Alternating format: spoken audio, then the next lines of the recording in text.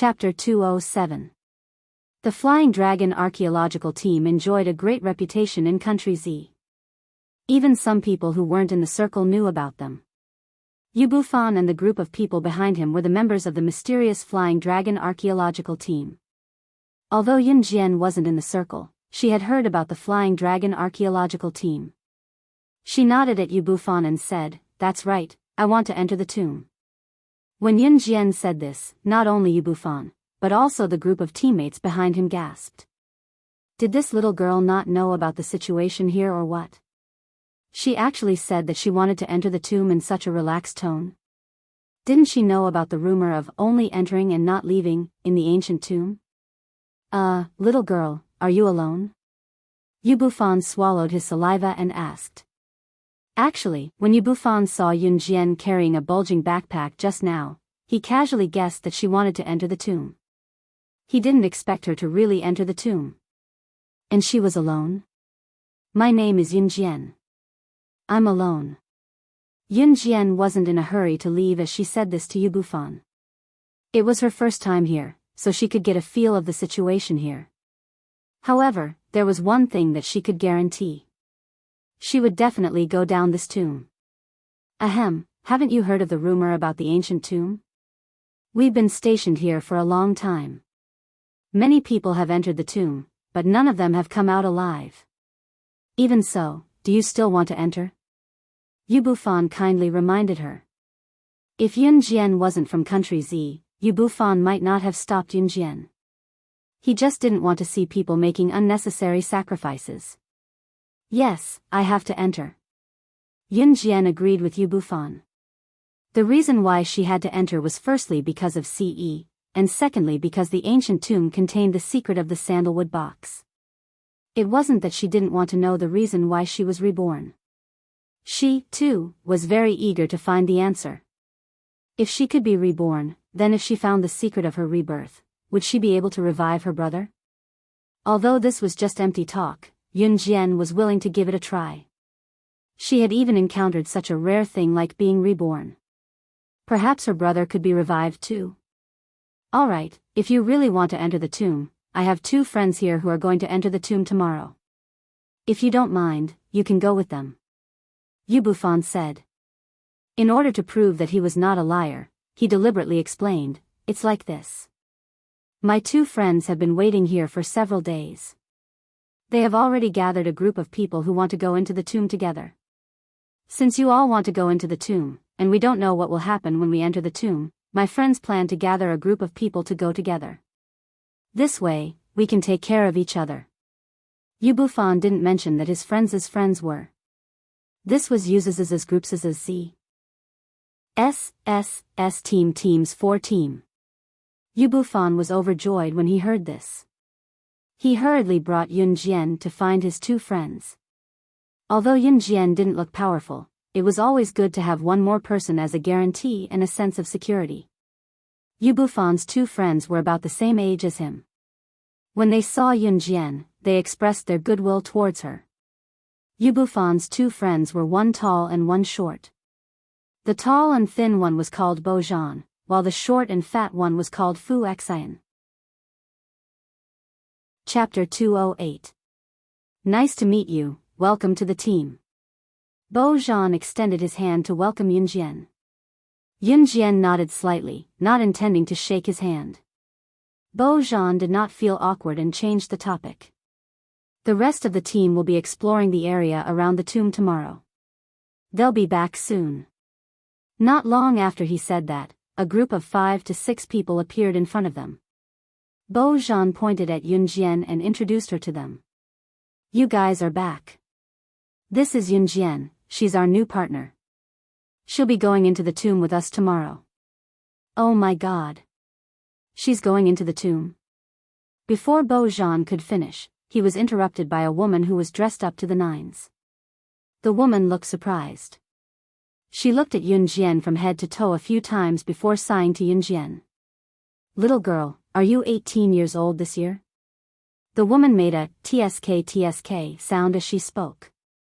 Yun Jian glanced at the woman and ignored her. The woman stood out among the group of men. After all, she was the only woman in the group who was going into the tomb. The woman's name was Yi Yunting. It was a nice name and her facial features were not bad. However, she looked unnatural because of the pink and green foundation and eyeliner on her face. More importantly, Yi Yunting's body had a strong pungent perfume smell, which made it hard for people to like her. Plus, her tone of voice was even more repulsive. It was just that Yi Yunting did not think that way. When she saw Yun Jian ignoring her, she was infuriated. It was because Yun Jian was the only girl in the group, so Yi Yunting wanted to find a temporary friend who would not make her look like she was walking alone. That was why she talked to Yun Jian. She did not expect Yun Jian to be so disrespectful. Yi Yunting was not a pushover either. She immediately muttered to Yun Jian in front of everyone, "TSK. Who do you think you are? Why do you insist on following us when you're so arrogant and powerful? If you have the guts, go to the tomb by yourself." Yi Yunting was a typical, "if you don't obey me, I won't let you have an easy time," kind of person. However, her words did not provoke Yun Jian in the slightest. "Yi Yunting, can't you behave yourself?" A handsome 27 or 28 years old man standing next to Yi Yunting growled at her in a low voice. Then, the man looked at Yun Jian apologetically and said, "Little girl, I apologize on her behalf. Please don't mind what she said. Ling Tianhao, how dare you scold me for someone else? I didn't do anything wrong." Yi Yunting saw the man apologize to Yun Jian. Her face changed and she couldn't help shouting. The man called Ling Tianhao frowned. His disgust for Yi Yunting disappeared in a flash. Other than Yun Jian, everyone present knew that Yi Yunting and Ling Tianhao were a couple. However, what they did not know was that Yi Yunting's love for Ling Tianhao was one-sided. The reason why Ling Tianhao agreed to be with Yi Yunting was that he and Yi Yunting's brother were both soldiers. They were good friends and comrades in arms. Once, they were on a mission together. Yi Yunting's brother sacrificed himself to save Ling Tianhao. At the same time, he entrusted his sister, Yi Yunting, to Ling Tianhao. Ling Tianhao could not bear to refuse, so he stayed with Yi Yunting for 3 years. In these 3 years, he did not develop any feelings for Yi Yunting. Instead, he hated her more and more. Chapter 209. Yun Jian glanced at Ling Tianhao and Yi Yunting. She could guess their relationship. She ignored Yi Yunting's aggressive words and replied to Ling Tianhao, "I don't care about the howling of a mad dog." She didn't come here to quarrel with them, so she didn't care about Yi Yunting's behavior. Yi Yunting was even angrier. She pointed at Yun Jian and was about to walk over.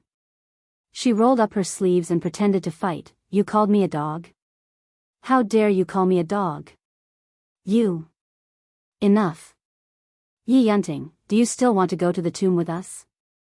If you say one more word, you can go home." Ling Tianhao yelled at Yi Yunting in the next second. At the same time, Ling Tianhao forcefully dragged Yi Yunting away to prevent the conflict from escalating. The rest of the people looked at each other. They were all dissatisfied with Yi Yunting. After Ling Tianhao dragged Yi Yunting away, Yun Jian got to know the rest of them as well. She also knew that they were with Ling Tianhao. "Actually, we are special forces. The man who just went over there is also one of our teammates.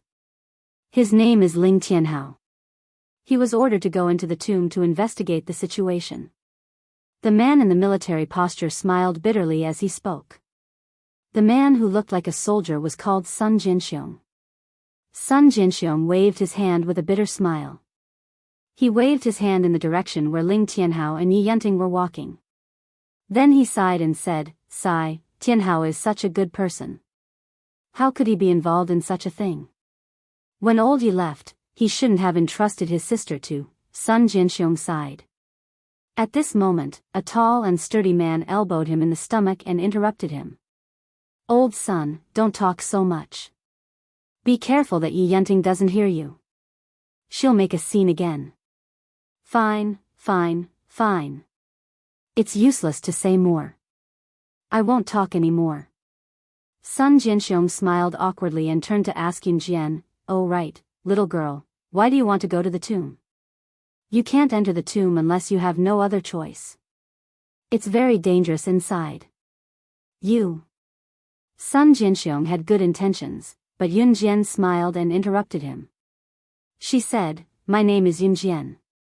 I have a reason why I have to enter." Since Yun Jian said so, they didn't ask anything more. Yun Jian had also figured out the situation of this group of people. Bo Zhan and Fu Xian were together. They were both members of the Flying Dragon archaeological team and friends of Yu Bufan. The two of them heard that the tomb was dangerous, so they gathered people to go down the tomb with them. That was how they met Ling Tianhao, Sun Jinxiong, and the others.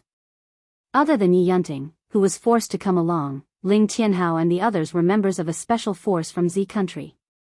They were going into the tomb to carry out their mission. Yun Jian knew that there were many special forces in country Z, but not many of them could be classified as advanced special forces. As for whether they were related to Gu Junjian, there was nothing to say. Yi Yunting and Ling Tianhao came back when the sky was dark. She didn't know how Ling Tianhao comforted Yi Yunting, but both of them had calmed down by the time they came back. They set up a tent for Yun Jian and then went to pack their things. These things were naturally necessary for the trip to the tomb the next day. Yun Jian also took out the things in her backpack and counted them. "Hey, look, there's another car coming." At this moment, a tall and large off-road vehicle drove over in an overbearing manner, flashing past in front of everyone. There was a huge unique skull on the front of the SUV, which attracted everyone's attention. The one who spoke was Sun Jinxiong.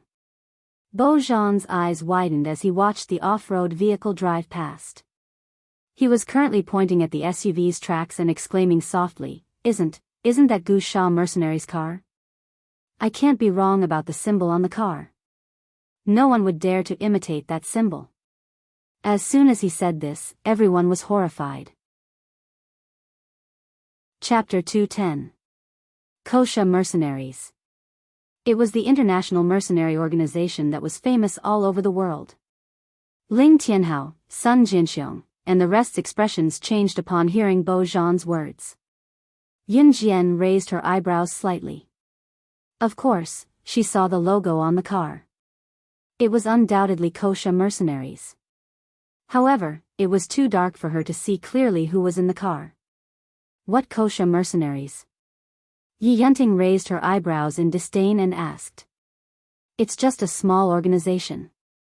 Look at how scared you are. It's not like we're in a sci-fi movie." Yi Yunting mumbled. Yi Yunting was a typical lady who was raised in her boudoir.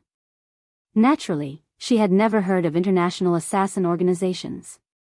That was why she scoffed when she saw the terrified expression on everyone's faces when they heard about Kosha mercenaries. Sun Jinxiong and the rest almost slapped Yi Yunting when they heard what she said. It would be fine if Yi Yunting said that to them. If she said that in front of Kosha mercenaries, not only would she die, but all of them would die with her. Yi Yunting, shut up. It was the first time Sun Jinxiong yelled at Yi Yunting, who had nothing to do with him. Kosha mercenaries. We can't afford to offend them. Yi Yunting, you better restrain yourself. Otherwise, you don't have to come with us. Even the usually calm Fu Xian threatened Yi Yunting. With that, no one gave Yi Yunting an explanation. However, Yi Yunting really shut her mouth after hearing what everyone said. She was really afraid that Bo Zhan and Fu Xian would refuse to bring her along. Even if Ling Tianhao wanted to bring her along, there was nothing he could do. However, Yi Yunting did not stop there. She could not help but grit her teeth in grievance. What Kosha mercenaries? How could they be so powerful? She did not believe it. Everyone, pack up and rest early. We'll enter the tomb tomorrow morning. Bo Zhan said with a frown. After everyone heard this, they immediately dispersed. Yun Jian, on the other hand, only slightly hid her lip gloss. She didn't know who from the Kosha mercenaries was sitting in the off-road vehicle. Perhaps he would be able to meet them after entering the tomb. Therefore, Yun Jian went back to the tent after checking the things in the bag. He had a dreamless night. The next day, at 4 or 5 o'clock, autumn turned to winter. The sun had not risen yet, and the sky was pitch black. Yun Jian turned over and got out of bed. By the time Bo Zhan and the rest woke up, Yun Jian was already done with her morning training and had put on all her equipment. "Let's gather and depart," Bo Zhan said once everyone was awake. Bo Zhan then bade farewell to Yu Bufan and the rest, and the group headed towards the ancient tomb. Yun Jian walked at the back of the group. She had been observing the surroundings along the way. When they arrived at the entrance of the tomb, it was already 8:30 in the morning. What appeared in front of them was a dried-up well. When the ancient tomb was excavated, it was found in a dried-up well. Therefore, there was only one way to enter the tomb, and that was to go down this deep dried-up well. "Who's going first?" Bo Zhan asked after tying the rope. "Yi Yunting, since you're so good, why don't you go first?" Sun Jianxiong suggested as he saw that Yi Yunting was unhappy. I. Yi Yunting shuddered violently. She looked at the dried-up well fearfully and took 2 steps back. Of course, she would not be the first to enter the tomb. Suddenly, she had an idea and pointed at Yun Jian. "You're the last to join us, of course you should go first." The first person to enter the tomb might accidentally trigger the mechanism, so Yi Yunting would rather die than be the first to enter. "I'll go first," Bo Zhan said. "I'll go first." Yun Jian's eyes flickered. She walked over and pulled the rope. Without any hesitation, she stood in front of the dried-up well and jumped in swiftly. Everyone was stunned as well. After all, the warning that no one who enters the tomb will survive was still there. Who could guarantee that those who entered the tomb would not be killed on the spot by the mechanism? Chapter 211. Although that was what everyone thought, after Yun Jian, Bo Zhan led them into the tomb one by one. Yi Yunting was pushed into the well by Ling Tianhao. She wanted to give up when she saw how deep the well was. However, Ling Tianhao pulled her down mercilessly and she followed suit. At the same time, Yun Jian turned on the flashlight as she was the first to enter the tomb.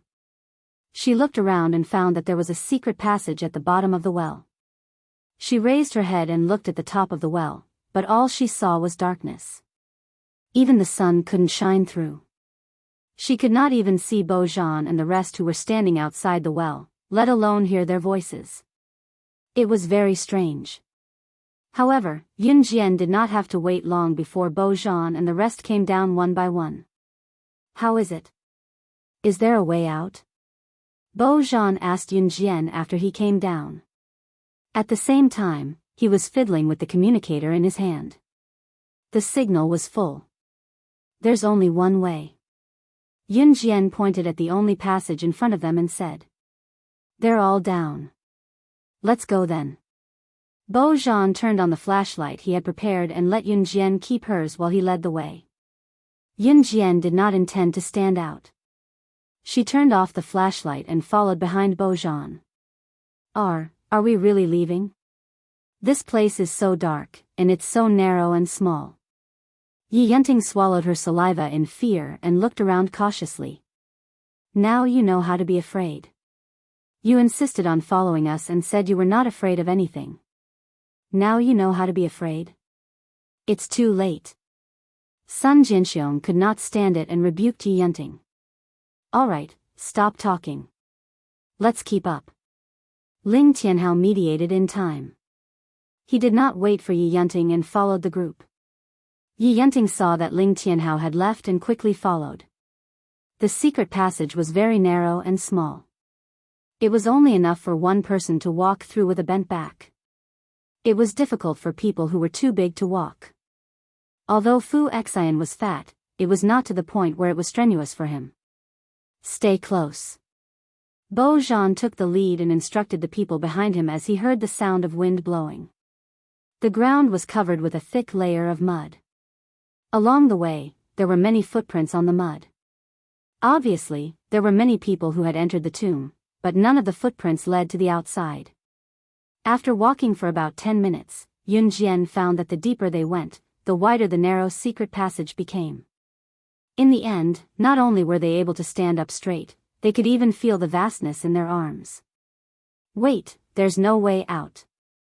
At the end of the journey, Bo Jean realized that he was surrounded by walls made of mud and rocks. There was no longer a path to continue moving forward. What? Wasn't this the only entrance?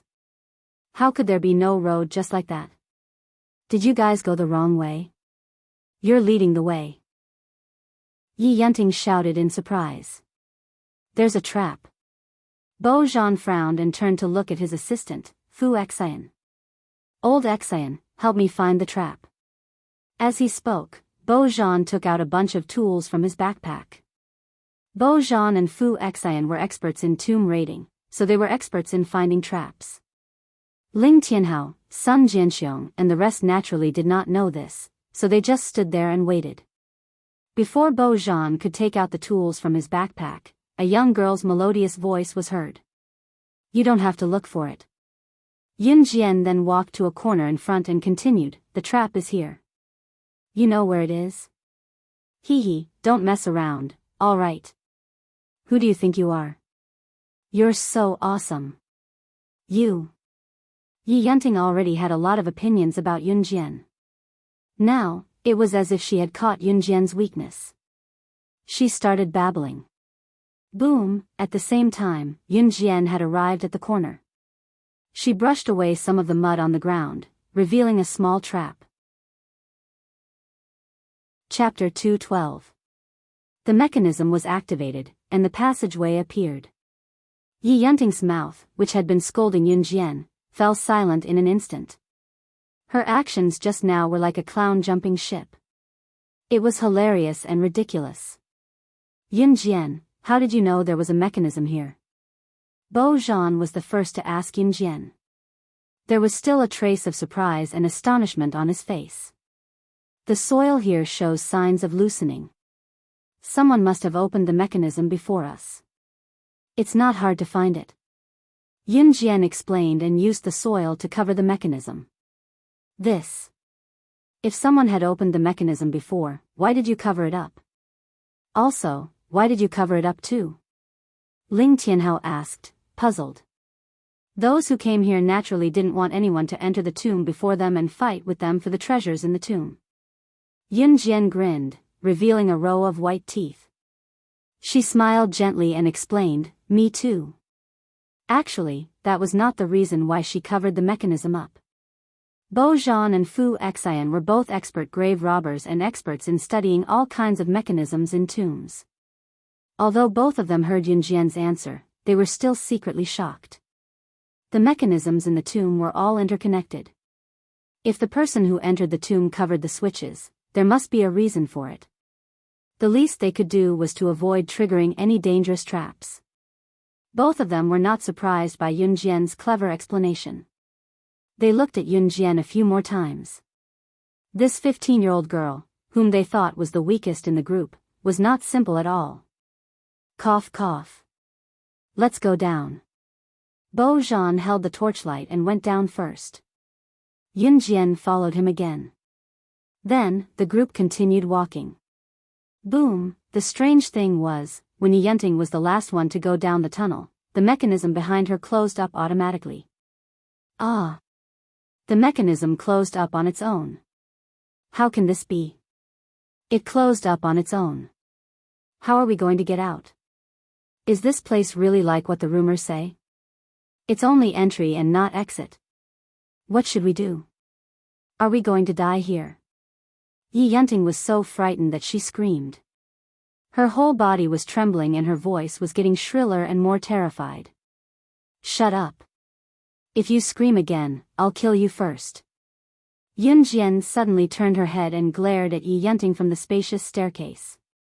Yi Yunting felt a chill run down her spine, and she didn't dare to make a sound in the pitch-black underground tunnel. Yun Jian suddenly became fierce because she heard voices coming from an open space at the bottom of the stairs.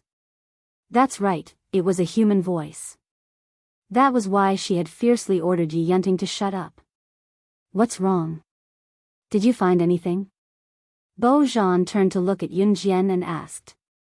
Bo Jean no longer treated Yun Jian as a child after she had discovered the mechanism at first glance. Although the mechanism was eye-catching, even Bo Jean, a famous tomb raider, could not spot it at first glance. It was obvious that Yun Jian was not an ordinary person. "There's someone downstairs," Yun Jian said with her eyes downcast. She then walked past Bo Zhan and hurried down the stairs. "Is he down there? There's someone down there? How come we didn't hear anything?" Sun Jinxiong was stunned. "That's because your ears aren't working well," the burly man next door replied to Sun Jinxiong with a smile.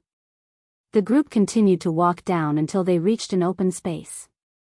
Who would have thought that at the bottom of the dry well, after the mechanism was activated, there would be a secret passage leading downwards? After going down the stairs, there was an open space that was as big as a quarter of a basketball court.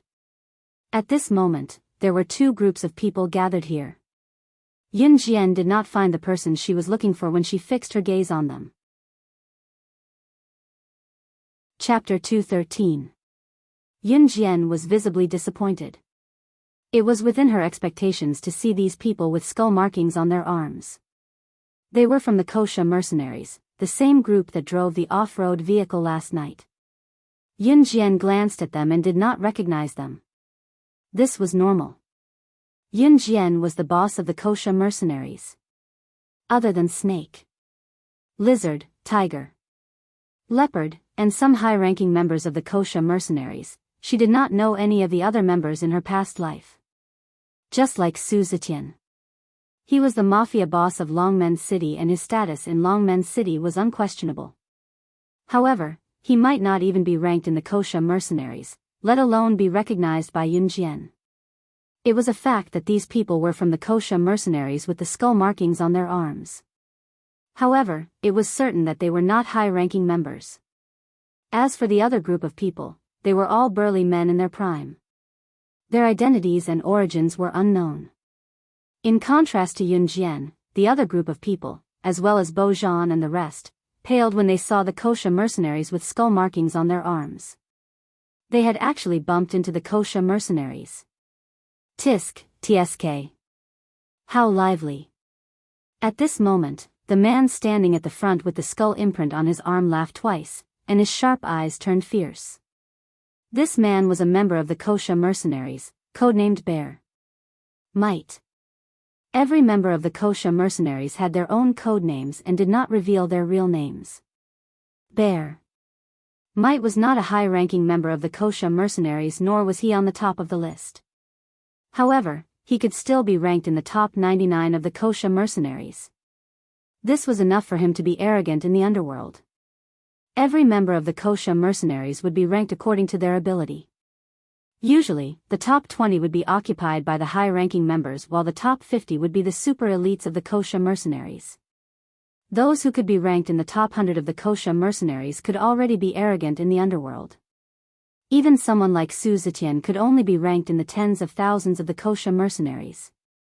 One could only imagine Bear Might's status. As long as he did not encounter any terrifying characters, it was enough for him to show off. "Where are you guys from?" Bear Might swept his gaze across the crowd, his murderous aura making everyone lower their heads as they trembled in fear. "We." Even Bo Zhan and Fu Xian had to soften their stance under Bear Might's oppression. But at this moment, Yi Yunting's desperate voice sounded again. "They're from the Wuxia mercenaries. I think they're no big deal. They're all humans with a pair of eyes, a nose, and a mouth." Yi Yunting had been suppressing her anger and had nowhere to vent it. Seeing how everyone was so fearful of this Wuxia mercenaries man, she had forgotten all about Sun Jinxiong, Fu Xian, and the rest's warning to her. In order to stand out and be the center of attention, Yi Yunting spoke up. Yun Jian narrowed her eyes and stood at the side in silence. Bear Might's cheerful expression darkened instantly after he heard Yi Yunting's belittling. Although he was arrogant, he could not bear to see others bad-mouthing the Wuxia mercenaries. He immediately took out a Browning pistol from his pocket and pointed it at Yi Yunting, roaring, "F***CKU, how dare you insult the dignity of the Wuxia mercenaries." Bo Zhan and the rest gasped at the sight of Bear Might taking out his pistol in a fit of rage. Everyone was cursing Yi Yunting for being blind and regretting agreeing to let such a foolish woman like Yi Yunting join them. Yi Yunting was so frightened that she knelt on the ground. When she saw the shiny pistol in Bear Mite's hand, she was so scared that she was on the verge of collapsing. She finally understood that the few words she had casually said had brought disaster upon herself. Ah, gun. Gun. Yi Yunting's expression changed and she stepped back. How dare you insult the Kosha mercenaries, I'll send you all to hell with this bitch. Bear Mite reloaded the gun domineeringly and glared at Yun Jian, Bo Zhan, Fu Xian, Ling Tianhao, and the rest. If Yi Yunting said something wrong, it would implicate everyone else. This was the reason why everyone was afraid of offending the Kosha mercenaries. Chapter 214. Just when everyone was frightened by the scene in front of them and thought that they were all going to die because of that B***tch Yi Yunting, a gentle voice came from behind them. A light female voice was heard. It's up to you whether you want to kill Yi Yunting or not, but don't even think about touching the others. Yun Jian looked at Bear Mite and stared straight at him. She was not intimidated by his aura at all.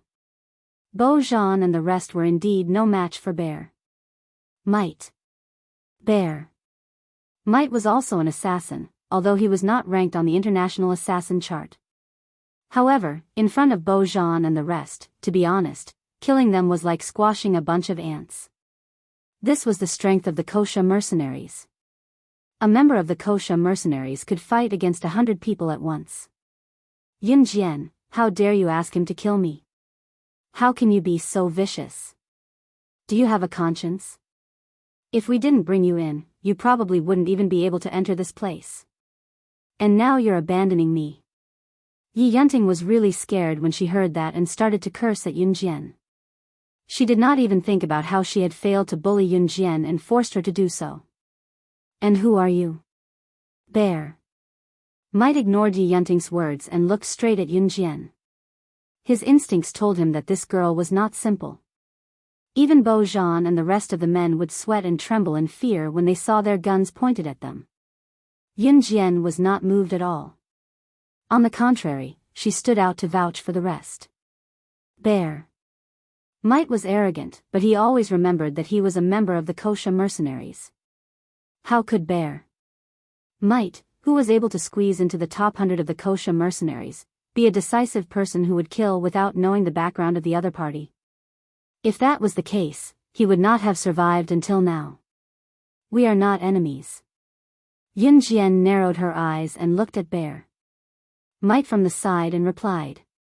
After saying that, she turned around and walked towards Yi Yunting under everyone's gazes. What are you doing? Yi Yunting took 2 steps back, looking at Yun Jian who was walking toward her with a menacing aura. Yi Yunting retreated step by step until she reached a corner and could no longer retreat. Has anyone ever told you that you can't afford to offend the Kosha mercenaries? Yun Jian gave a sinister smile. It was extremely creepy. Yi Yunting backed away in fear, shaking her head as she looked at the shiny gun in Bear Mite's hand and cried out fearfully, I'm wrong, I'm really wrong. Yun Jian, plead for mercy for me. Save me, I can't die. Yi Yunting thought that Yun Jian was planning to sacrifice herself to protect herself and the others. Of course, of course, of course, of course, of course, of course, of course. It was only at this moment that Yi Yunting reacted.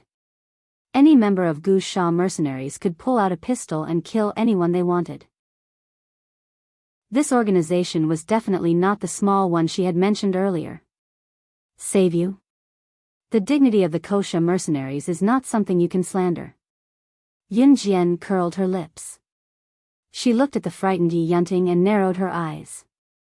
The Kosha mercenaries? Could it be that Yun Jian was a member of the Kosha mercenaries? After hearing Yun Jian's words, everyone widened their eyes and stared at her in shock. She was actually a member of the Kosha mercenaries? How old was she? Even Bear Mite and the others were completely dumbfounded. Yun Jian looked at Bear Mite and said, how do you deal with outsiders slandering the Kosha mercenaries? It was an absolute order. Yun Jian was born with the aura of a king. Even Xiong Wei, who was aggressive just now, did not know about Yunjian's identity and status and was willing to yield. Chapter 2:15. Anyone who slandered the Kosha mercenaries will be killed without mercy. Yunjian repeated. She stared at Yi Yunting with a murderous look in her eyes. She was the one who set this rule. So, why don't you do it? Yunjian turned her head and ordered Bear. Might. Bear. Might and his men were completely stunned on the spot. Logically speaking, Yunjian and Yi Yunting were on the same side. Now that Yi Yunting had slandered the Kosha mercenaries, this little girl not only claimed to be a member of the Kosha mercenaries, but also asked him to kill Yi Yunting who had entered the tomb with her. Yi Yunting was completely shocked. She did not expect Yunjian to be a member of the Kosha mercenaries. In spite of it, Yi Yunting did not forget to ask for help. Seeing that Yunjian's pleas were futile, she scrambled to Ling Tianhao and tugged at his pants, wailing, "Tianhao, save me, save me. They have guns, they're going to kill me. I don't have a brother anymore. You said you would protect me." Yi Yunting's brother had died to save Ling Tianhao. Before he died, he asked Ling Tianhao to take care of his sister. Yi Yunting had been holding Ling Tianhao's weakness against him. At this moment, Ling Tianhao did not even look at her. Of all the people you could have messed with, you had to mess with the Kosha mercenaries. The Kosha mercenaries is the #1 assassin organization in the world. Do you still want to live after provoking it? Sun Jianxiong roared at Yi Yunting in disappointment. He really did not like Yi Yunting. If old Yi, who had sacrificed himself to save Ling Tianhao, was not Yi Yunting's brother, Ling Tianhao and Sun Jianxiong would not even look at Yi Yunting. The #1 assassin organization. The Kosha mercenaries was actually an assassin organization. Hearing the words, assassin organization, Yi Yunting's entire body was paralyzed. Who could tell her that these assassins and organizations that she had only seen in movies actually existed? More importantly, she had actually provoked this power. On the other side, Bear. Might heard Yunjian's words, but he didn't move. He looked at Yunjian and no longer looked at her with hostility. Instead, he asked in a probing tone, "May I know your code name in the organization?" In the Kosha mercenaries, there had always been an unwritten rule. A person's code name represented that person. At the same time, the higher the ranking, the higher the position in the Kosha mercenaries. The meaning behind Bear Might's question was obvious. If Yunjian's status was higher than his, then he would definitely be respectful to Yunjian. However, if Yunjian's position in the Kosha mercenaries was lower than his, then Bear Might would not listen to Yunjian. Just as Bo Zhan and the rest were slowly accepting Yunjian's identity, the frivolous conversation between Yunjian and Bear Might was heard again. "You don't deserve to know." Yunjian looked at Xiongwei and crossed her arms. Indeed, he didn't deserve to know. Yunjian was the boss of the Kosha mercenaries. Even the super elites in the top 20 to 50 were not qualified to meet her. Moreover, Bear Might was just a small fry in the top 100. F***ck, this little girl is so arrogant. Bro, you probably weren't even born when we joined the Kosha mercenaries. A man standing beside Bear Might could no longer hold it in and was about to punch Yunjian. However, he was stopped by Bear Might. Bear Might was quite observant. After all, being in the top 100 was already considered impressive. Yunjian admired Bear Might's ability to hold it in. She pursed her red lips and smiled at Bear Might and his group. Then, her gaze fell on Bear Might. You're Lizard's subordinate, right? Snake. Lizard's position in the Kosha mercenaries was obvious. Yunjian actually called her Lizard. Could it be that this little girl's status was higher than Snake? Lizards? Then she was. Chapter 2:16. Yunjian saw Xiongwei's expression change. She stopped smiling and looked at Xiongwei. You don't have to guess my identity. You just need to tell me whether you work for Lizard or not. Being exposed, Bear. Might stopped hesitating and nodded respectfully. That's right. I'm Lord Snake. Lizard's subordinate. Although Xiong Wei worked for Snake Lizard, he was only one of Snake Lizard's subordinates. He rarely interacted with Snake Lizard. Naturally, he was not as important as the raccoon who gave Yunjian a sports car. Okay. Yunjian narrowed her eyes and nodded. I'm done. You can continue what you were doing. Yunjian told Bear. Might as she stepped aside to reveal Yi Yunting, who was trembling in fear in the corner. She was reminding Xiong Wei not to forget to kill Yi Yunting, who dared to slander kosha mercenaries. Okay. Xiong Wei and the others had already submitted to Yunjian. Xiong Wei pulled the trigger of the Browning and pointed the gun at Yi Yunting. Ah! Yi Yunting covered her eyes and kept saying, don't kill me, I'm wrong, no, wait. Ling Tianhao could not bear to see the sister of his comrade die in front of him. This was his promise to his comrade. Ling Tianhao was a smart man. After watching what happened, he knew that the decision of whether Yi Yunting could live or not was in the hands of Yunjian, who they had underestimated from the beginning. Ling Tianhao looked at Yunjian and begged, Sister Yunjian, can you let her go for my sake? Ling Tianhao was told by Yi Yunting's brother to take care of her. He did not want to break his promise. Otherwise, even if Yi Yunting died in front of him 1,000 times, he would not even blink. Oh. Yunjian narrowed her eyes and raised her eyebrows at Ling Tianhao. After knowing the relationship between Ling Tianhao and Yi Yunting, it was not surprising that Ling Tianhao would beg him to spare Yi Yunting.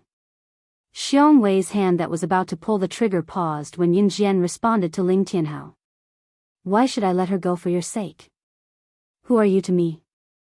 Yunjian's next words made Ling Tianhao and the others' eyelids twitch. The kosha mercenaries had never let anyone go for the sake of a certain someone. But that's fine. It's troublesome to dispose of the corpse after killing someone here, Yunjian muttered to herself. Then, she looked at Bear. Might and said to him, do as you see fit. Let her live. However, for someone who slandered the kosha mercenaries, she can be spared from death, but she must be punished. Yunjian's command actually made Xiong Wei want to obey absolutely. He nodded and answered, yes. Let's continue. Yunjian narrowed her eyes again and smiled like an ordinary girl, bright and youthful. However, when the others thought of how she did not care about Yi Yunting's life, they felt their hair stand on end. How did Bear Might deal with Yi Yunting? He dislocated Yi Yunting's arms and legs on the spot. Yi Yunting cried out in pain and then fainted, but no one cared about her. At least she kept her life. That was already very lucky. There's no road ahead. We've been searching here for a long time. After Bear Might finished dealing with Yi Yunting, he walked over to Yunjian and said respectfully. He thought he could guess Yunjian's identity. Apart from that person, who else could have such a kingly aura? Chapter 217. There's no road ahead. Yunjian pursed her lips. She looked around and smirked. She had already realized that they were surrounded by mud walls and there was no way out. It was a dead end. Even the exit above has been sealed, Bear Might explained once again. As he spoke, Bear Might explained in more detail, only when someone from the outside comes in will the exit be opened. However, it will quickly merge back together. Otherwise, we will be trapped here until we die. If Yi Yunting had not fainted at this time, she would have been scared to the point of screaming after hearing this. But she probably did not even have the strength to stand up now. Since there's no way out, we'll blow one up. Yunjian smirked. She turned her head and looked at Bear Might's bulging backpack. Is there a bomb? Bo Zhan and the rest were dumbfounded when Yunjian asked Bear Might such a strange question. They were here to rob a tomb.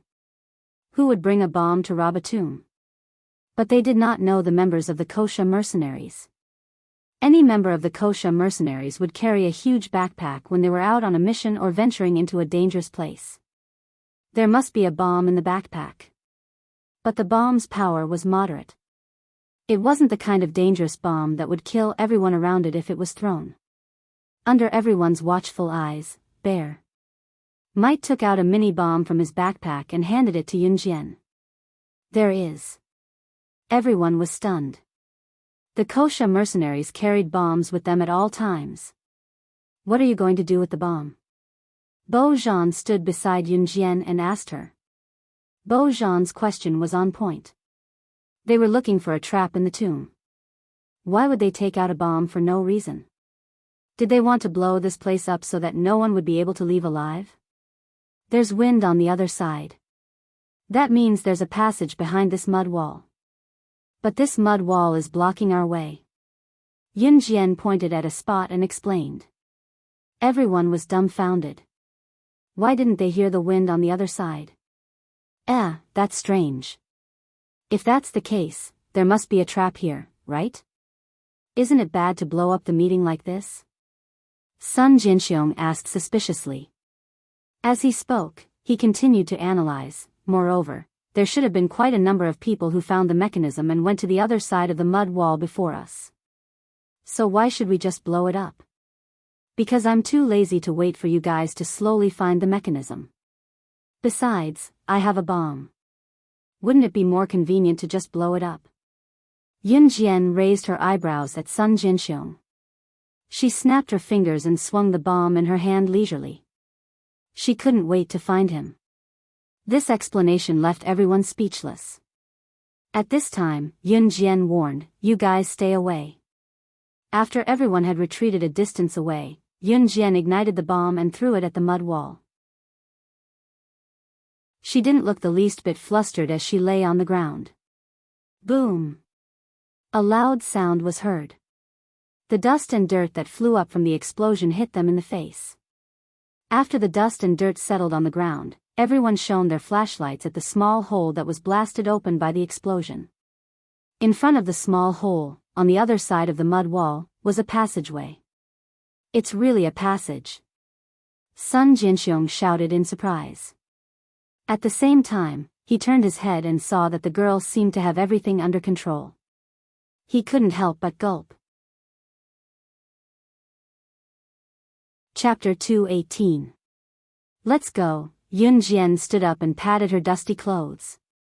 She took the lead and walked towards the small hole that was blown up. When the others saw this, they all followed suit. Yi Yunting had fainted. Ling Tianhao had no choice but to stay even though he did not want to care about her. At this moment, other than the two of them, the others continued to move forward. There was no way back. The only thing left for them was to move forward. Tap, tap, tap. The surroundings were so quiet that only the sound of footsteps could be heard, and the endless darkness that could be seen when one looked up. Splash, splash, splash. There seemed to be the sound of flowing water in the distance. There's the sound of flowing water over there. Everyone moved forward quickly in surprise. There's also human voices. Yunjian narrowed her eyes. She took the lead and suddenly said this. Everyone was stunned out of habit. No one heard human voices, except for Yunjian. However, after the incident where Yunjian directly blew up the tunnel, everyone had tacitly chosen to believe her words. As expected, after walking for about 4 to 5 minutes, mixed human voices came from the other end of the tunnel. Yunjian and the others could feel it as well. The passage was gradually widening again. Until finally, a mud hole the size of a basketball court appeared in front of everyone's eyes. On this empty land, groups of people and horses were all gathered together. Some even set up tents on this open space. Soon, everyone realized that these people were the ones who entered the tomb and did not come out again. Beside this huge mud hole, there was a stream of water that came from nowhere. It flowed out from the first corner and then flowed out from the last corner. The most amazing thing was that this stream of water, which came from an unknown source, was filled with lively little fish and shrimps. There were quite a lot of them. This was the world of the underground people. Not to mention Bo Zhan and the others, even Yun Jian could not help but smile. At this moment, Sun Jianxiong and the others seemed to have seen someone they knew in the crowd. Professor Su. Sun Jianxiong and the others rushed forward. You guys are here too? The man called Dr. Su was full of energy. He was about 50 or 60 years old and was a very energetic old man. Professor Su was also stunned when he saw Sun Jianxiong and the others.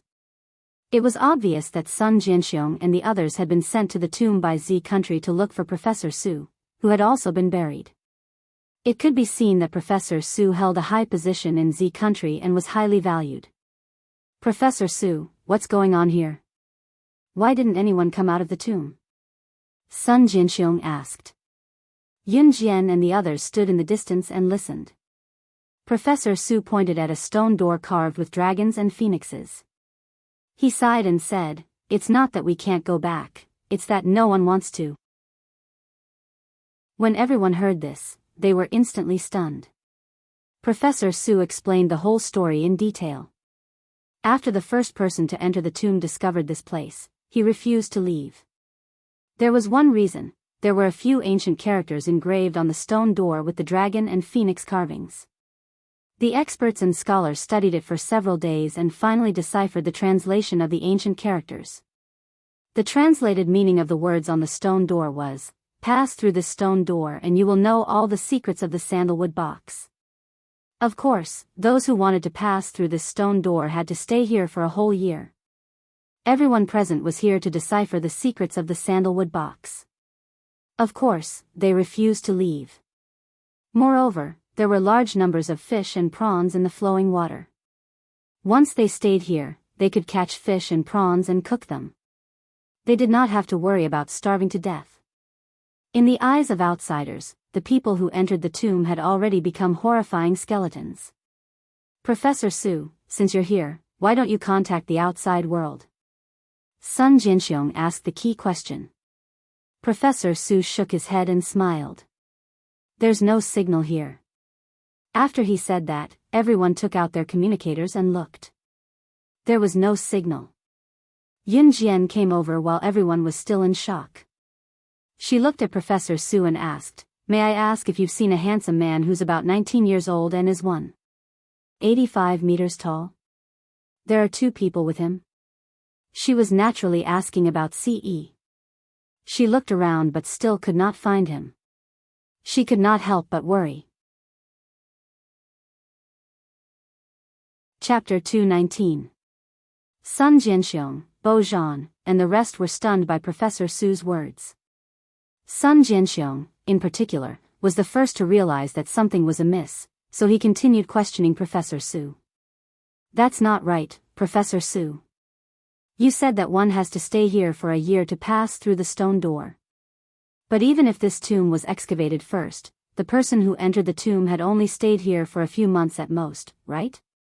What I mean is, how could that young man have already entered the stone door?" Sun Jianxiong asked out of curiosity. After all of them, including Yun Jian, had just made their way here. It could be said that they knew nothing about the recent happenings in the tomb. "Let me finish first." Professor Su gulped. He immediately became spirited, looking at the group with a solemn gaze, and continued, "You can pass through the stone door by staying here for a year. That's only one option. So, there's another option?" This time, Yun Jian asked. Professor Su then looked at Yun Jian and nodded. "That's right."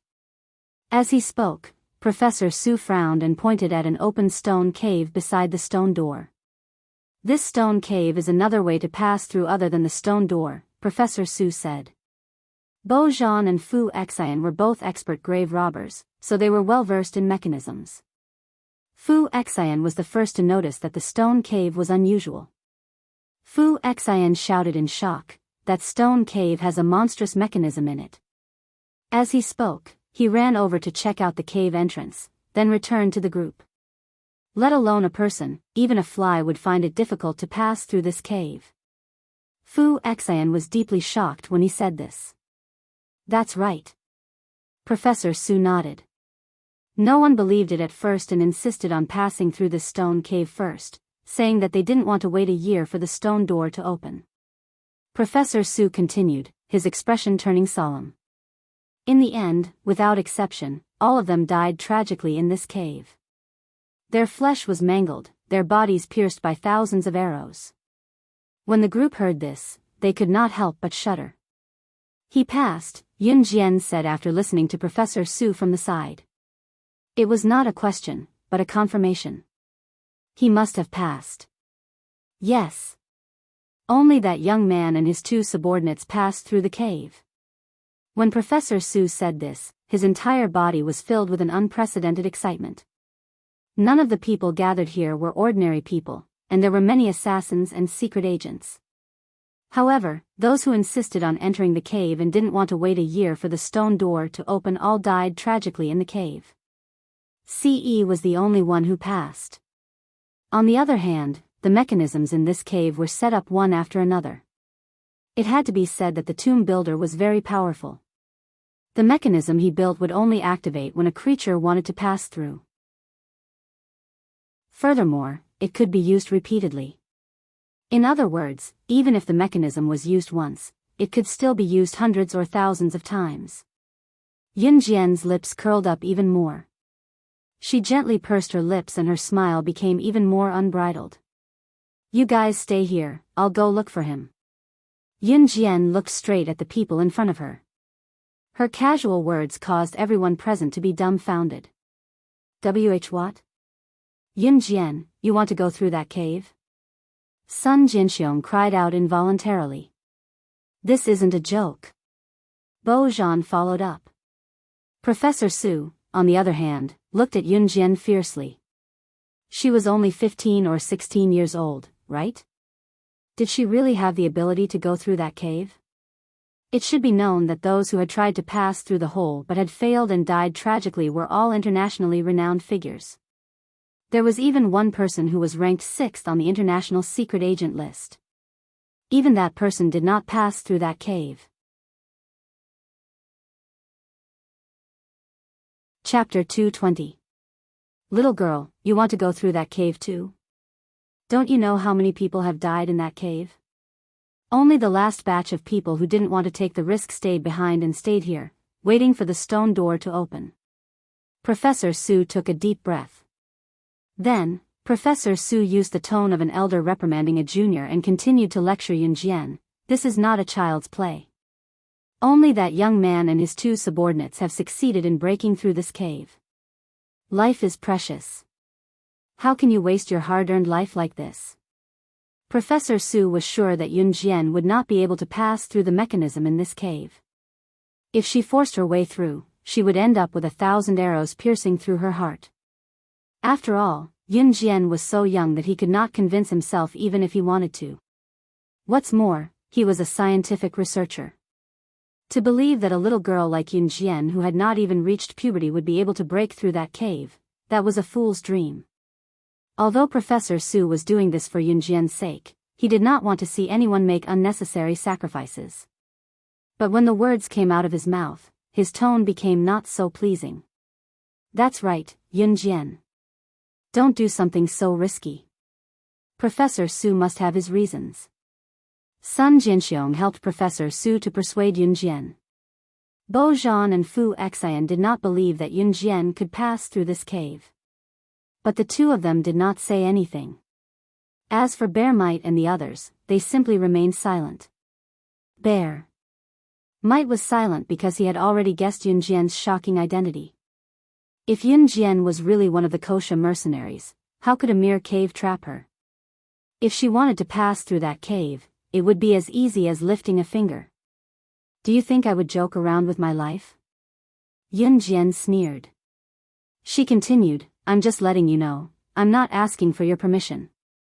She, Yun Jian, had never sought permission from others before. Yun Jian's arrogant words made everyone present stop talking. Our Professor Su is doing this for your own good. How can a little girl like you be so ungrateful?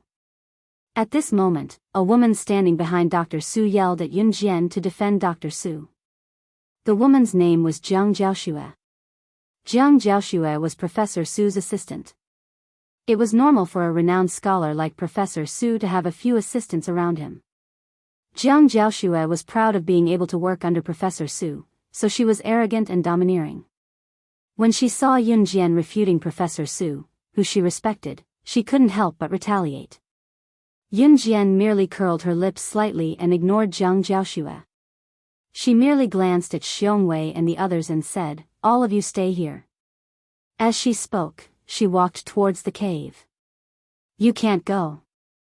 You can't go." Seeing that Yun Jian didn't listen to his advice and hated her for not listening to him, Professor Su was even more annoyed. However, Bo Zhan noticed that Xiong Wei and the others who belonged to the Kosha mercenaries along with Yun Jian were not panicking at all. Bo Zhan was observant and he couldn't help but look at the girl who was walking towards the cave. He saw that Yun Jian had arrived in front of the cave. She lifted her leg and jumped into the cave while Bo Zhan, Professor Su, and everyone else who was waiting for the stone door to open gasped in shock and fear. Swoosh swoosh swoosh, as expected, after Yun Jian entered the cave's mechanism was activated. Countless flying arrows rained down and were aimed at Yun Jian. Just when everyone was imagining Yun Jian's tragic ending, Bo Zhan flipped over. With a few somersaults and agile steps, Yun Jian leaped across the cave where countless experts had died. She turned a corner and vanished from the spot swiftly. She. Professor Su's mouth was agape in shock and he couldn't catch his breath. Chapter 221. Such skills, no wonder she's the #1 in the Kosha mercenaries. Even Bear Might could not help but praise Yun Jian's agility. As he spoke, Bear Might could not help but admire and respect Yun Jian. "What did you say? She's from the Kosha mercenaries?" Professor Su, who was standing aside, heard Bear Might's exclamation and could not help but shout. Bo Zhan, on the other hand, heard another word in Bear Might's words. "#1?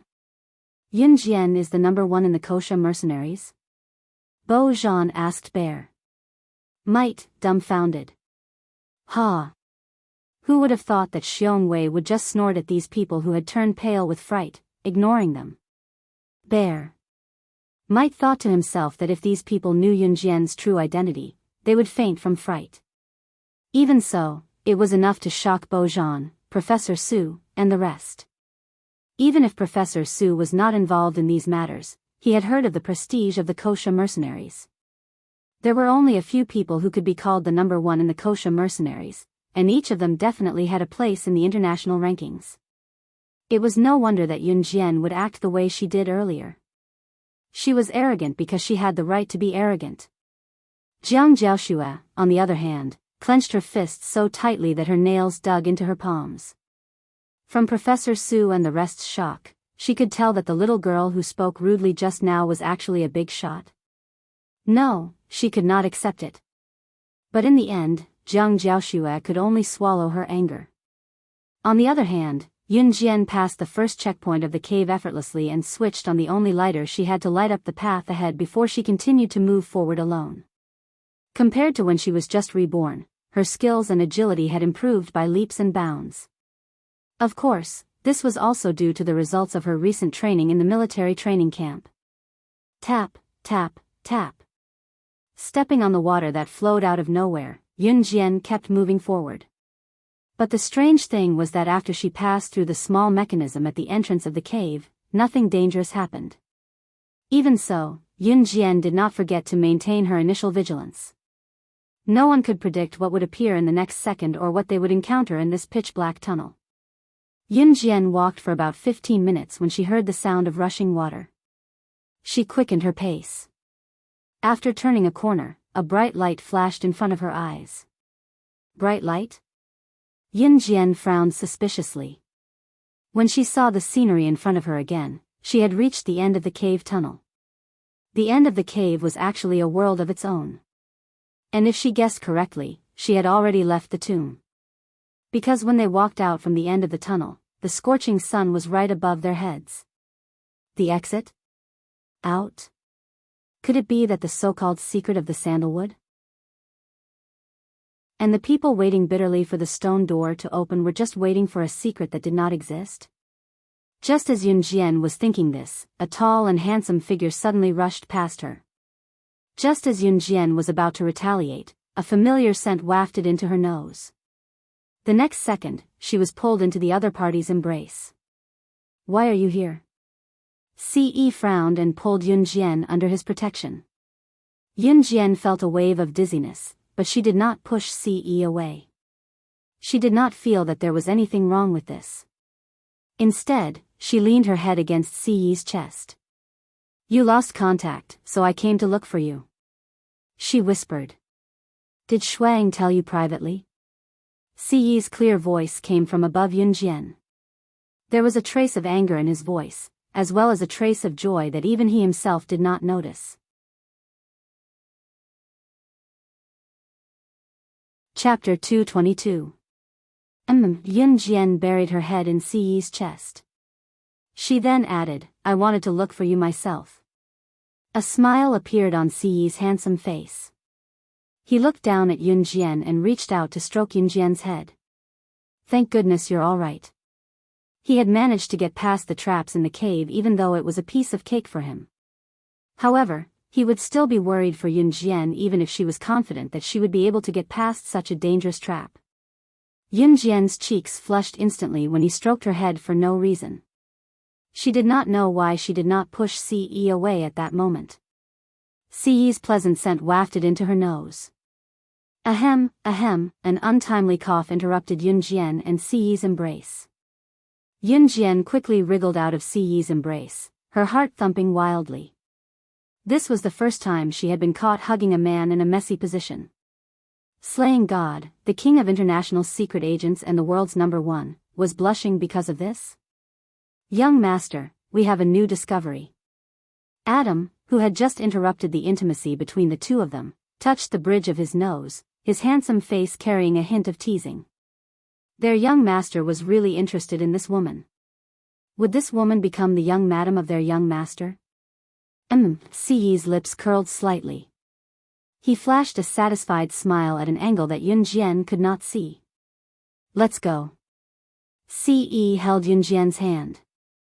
Feeling the warmth of his large palm, Yun Jian did not reject him nor was she shy. She regained her senses and asked him seriously, where are we? How did we get out of the cave? Could it be that the secret of the sandalwood box is not in this ancient tomb? Could it be that the people below had been waiting and anticipating for nothing? Ce frowned. He looked down at Yun Jian and said without holding back, I suspect that we've entered another world. Another world? Yun Jian asked in surprise. That's why I got Adam and Emosen to investigate just now, Ce said with a mesmerizing smile on his face. His handsome face twitched slightly and he continued, now, we have a new discovery. His patient explanation made Adam, who was leading the team, pause. Since when did young master have such a gentle and patient side? Adam was stunned. He led Yun Jian and Ce through the forest and finally arrived in front of a huge rock. There were a few lines of ancient words carved on the rock. Emosen was standing next to the rock. Emosen was looking at the words on the rock. Seeing Adam leading Ce and Yun Jian over, Emosen called out to Ce, young master. Ce nodded and looked at Emosen pointing to the rock in front of them. He said to him and Yun Jian, the words on this rock do not belong to any country or dynasty. I can't translate its meaning. Emosen frowned bitterly as he spoke. Ce couldn't help but take a second look at the words that even Emosen couldn't translate. This is. Yun Jian suddenly stretched out her hand. She took 2 steps forward and placed her hand in the middle of the words on the rock under Ce's suspicious and Adam and Emosen's surprised gazes. The sandalwood box is an ancient divine artifact of the Yulong continent. The person who owns it must have supreme divine power and the ability to bring the dead back to life. Yun Jian looked at the words on the rock and read them out loud. After she finished speaking, even she was stunned. Ce, Adam and Emosen were even more surprised. Chapter 223. Yunjian didn't know how she could understand the words engraved on the rock. It was just that when she first saw them, she suddenly felt a sense of déjà vu. Then, she read them out based on her feelings. Ce turned to look at Yunjian. Seeing that her eyebrows were tightly knitted together, he reached out his slender fingers and smoothed them out for her. There was a gentle light in his eyes. Beside him, Emma-san looked at Yunjian solemnly and asked, "You can understand these words?" Yunjian shifted her gaze away from Ce. She shook her head and nodded at Emma-san. "It feels like déjà vu. When I saw these words, I translated them out of habit." Yulong mainland, Ce murmured softly with a raised brow looking at the bold words on the rock. "Then this world is the Yulong continent you mentioned," Ce said in a firm tone. The reason why Ce was so sure that this place wasn't the world they originally lived in was because the flowers, grass, water, and wood of this world were different from the original world. This was Ce's feeling as well, so he told him directly. This was definitely not the place they originally lived in. It was the same as Yunjian's intuition that the words on the rock were translated. Ce even felt that this world made him feel as if he originally belonged here. "Young master, the sandalwood box has been set up. We can go now." Adam, who had been sent out to set up the sandalwood box, came back and said to Ce. Ce nodded slightly. "Let's go." Ce held Yunjian's small hand and walked back the way they came. The sandalwood box originally belonged here. He was just returning it to its rightful owner.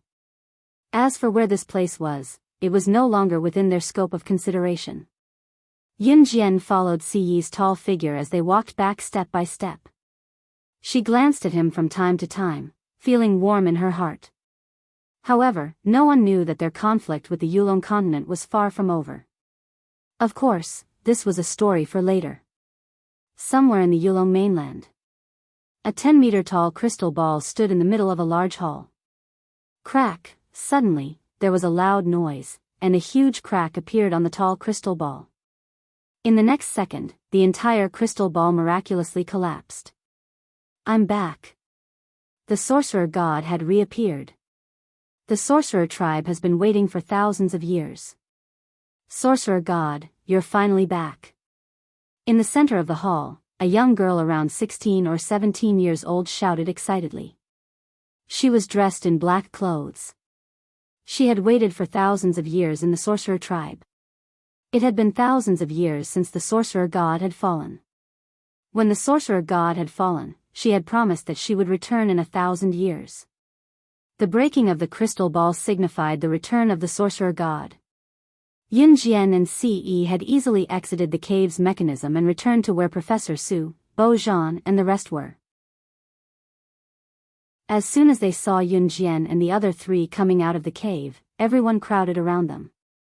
Everyone wanted to know what secrets were hidden behind the stone door.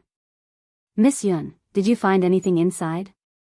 Professor Su was the first to rush up and ask. Even the way he addressed her had changed from a little girl to Miss Yun. "You guys can go take a look for yourselves." Yunjian's lips curved into a half-smile. Her answer elicited more dissatisfaction from the group. Everyone knew that they did not have the ability to break through the cave, so they came to ask her. Jiang Jiaoxue had been tolerating Yunjian for a long time. Seeing this, she could not help but be the first to shout. "It's because we can't pass through the cave that we're asking you.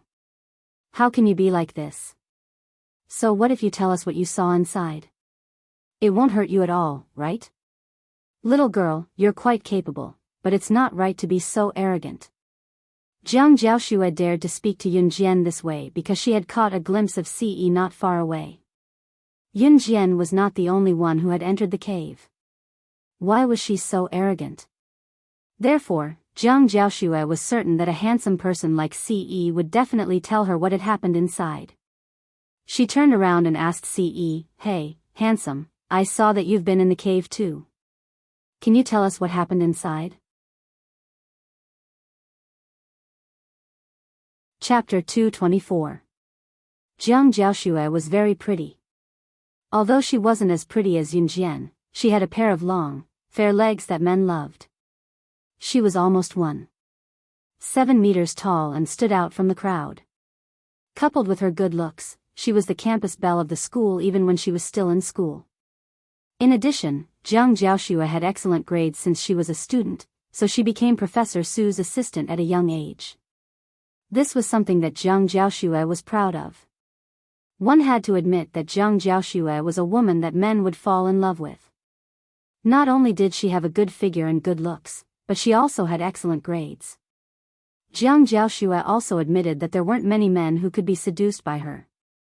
She saw that Ce was so handsome and had shown good skills, so she took the opportunity to seduce him.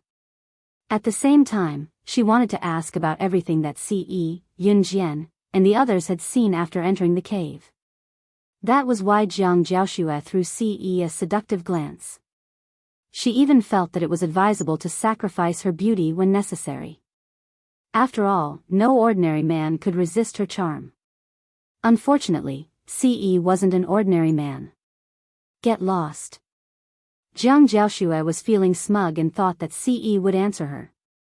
Then, she would sneer at Yunjian and provoke Ce. Suddenly, Ce spat out a word, instantly shattering all of Zhang Jiaoxue's fantasies. This one word was shouted in front of everyone. It was obvious that Ce didn't take Zhang Jiaoxue seriously at all. Ha! Yunjian crossed her arms and watched. She already knew that this would be the result. Zhang Jiaoxue was stunned by Ce's shout. She didn't react for a long time. Unfortunately, Zhang Jiaoxue wasn't an ordinary woman. Her skin was so thick that even bullets couldn't pierce it. When she came back to her senses, she moved closer to Ce again. This time, she even wanted to move her body towards Ce. Handsome, don't be so fierce. We're all on the same side. If you're so fierce, I'll be scared. As she spoke, Zhang Jiaoxue wanted to take a big step forward and press her whole body against Ce. She felt that Ce had just shouted at her in front of so many people, making her lose face. She didn't believe that there was a man who couldn't be subdued by a woman. Despite Zhang Jiaoxue's appearance, she was a famous social butterfly in the upper class. What kind of man would not be obedient in her hands? In spite of it, before Zhang Jiaoxue could take 2 steps closer to Ce, she was shocked by Adam who stood beside him. Zhang Jiaoxue wasn't the only one who was shocked. Everyone present was shocked as well. Adam took out a desert eagle from his waist and pointed it at Zhang Jiaoxue, who was about to step forward. He threatened, "If you dare to take another step closer to our young master, I'll blow your head off."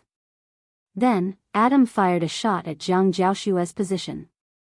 The gun whizzed towards Zhang Jiaoxue. Amidst Zhang Jiaoshue's threatening screams, the gun flew past her side and finally hit the mud wall. He really did shoot. Zhang Jiaoxue was so scared that her face turned pale. If even Ce's subordinates dared to do this, she was sure that if she were to do something again in the next second, the bullet would go through her head instead. Thinking of this, she couldn't help but tremble. Ce held Yunjian's hand again under everyone's gaze. He didn't say a word and walked out without looking back.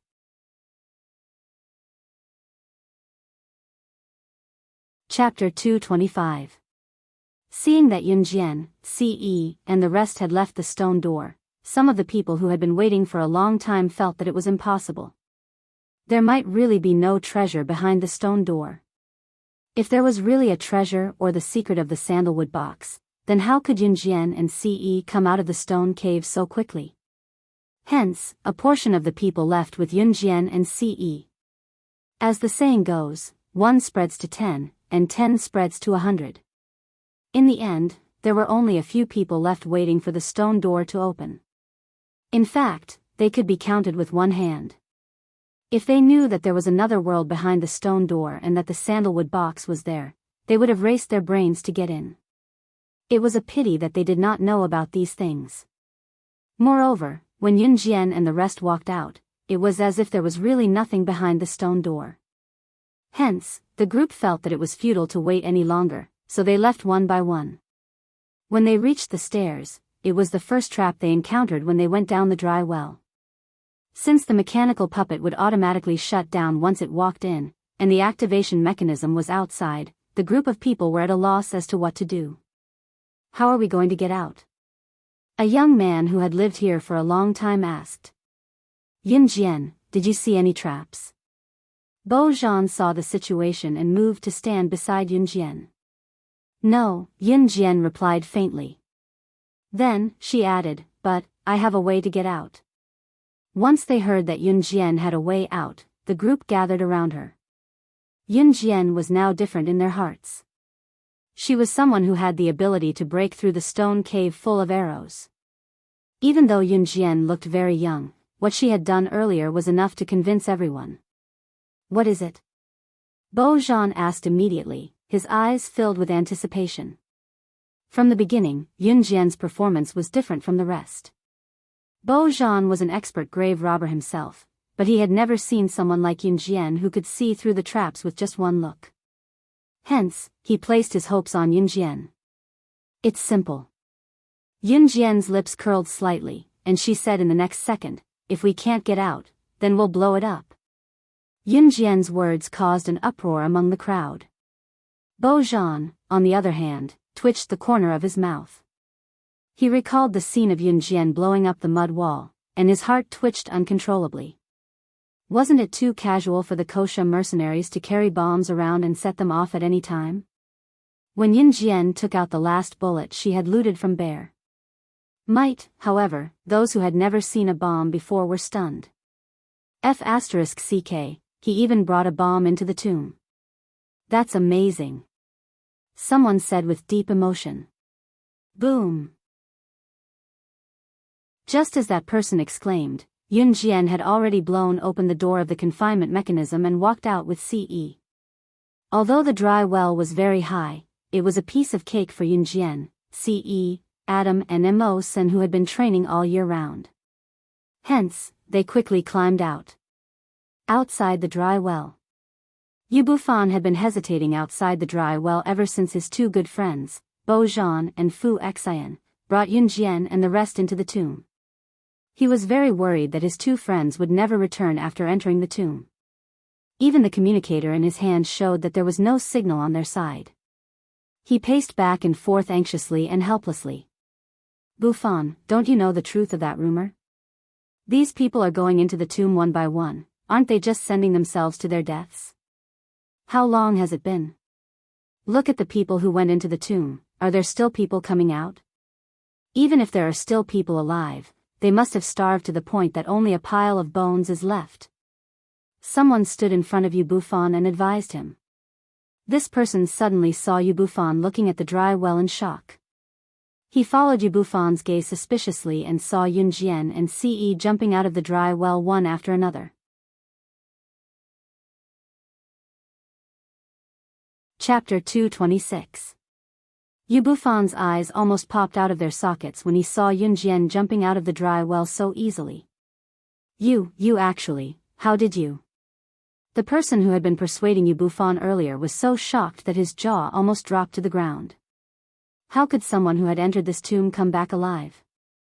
This was different from what the rumors said. Just as this person finished speaking, Adam and Mawson jumped out of the dry well one after another with a plop sound.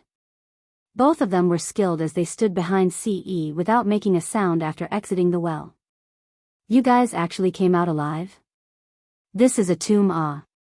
The person who had been persuading Yu Bufan earlier pointed at Yin Jian and the rest with a trembling finger. One had to know that the first person to excavate this tomb had already been down for half a year and there were many people who had continued to enter the tomb. But this tomb was like a black hole that no one could return from. No one who had gone down had ever come back up. In the end, all the rumors that this tomb was haunted or evil had spread. This made those who wanted to enter the tomb shrink back. Who didn't cherish their own lives? But what did he see today? Someone had climbed out of the dry well alive? This was simply a world-class miracle. Why? We can't live? Yin Jian raised her eyebrows and smiled at the person, looking relaxed and refreshed. When she knew that CE had met with an accident, she was really shocked. But now that CE was fine, her heart was at ease. Yin Jian, have you seen Bo Zhan and Fu Xan? Yu Bufan walked towards Yin Jian with a frown. He was naturally worried about his two good friends. Now that he saw Yin Jian and the rest come out, he couldn't help but ask her with a sigh of relief. Aren't they climbing? Yin Jian turned sideways to let Yu Bufan have a clear view of the dry well. They saw a pair of hands suddenly climbing and grabbing onto the rim of the dry well, then kicking hard. Everyone saw a person suddenly appear in front of them. At this moment, he was struggling to climb out of the well. Once Bo Zhan climbed out of the well, he waved his hand to wipe off his cold sweat. He turned to look at Yin Jian and sighed. Why is this well so high? I can see how easy it was for all of you to get out. If I knew that climbing would be so tiring, should have asked you to ask Bufan to throw a rope down to save us. When Yu Bufan and the other man heard this, they noticed a word. When Bo Zhan said "we," did that mean that there were quite a number of people still alive? Both of them turned pale with fright. In the end, with Bo Zhan's help, they found a group of people to rescue everyone from the dry well. In the end, when Bo Zhan and the rest were brought up, Bo Zhan merely described Yin Jian's capabilities. In the end, when Bo Zhan went to look for Yin Jian to explain to everyone, Yin Jian and Ce were long gone. At the same time, Bear Mite's group was also present. Yin Jian had already robbed Bear Mite and his men's off-road vehicle and was rushing back to Country Z's airport with Ce and the rest. Bear Mite and his men who were robbed were on the brink of tears, but once they thought of Yin Jian's identity, they could only accept the fact that they were robbed by her. At the airport, Adam and Mo Sun were sent to work by Ce. Ce, on the other hand, boarded the plane back to Country Z's Longmen City with Yin Jian. What they did not know was that what happened in the catacomb in the coming days would make international headlines.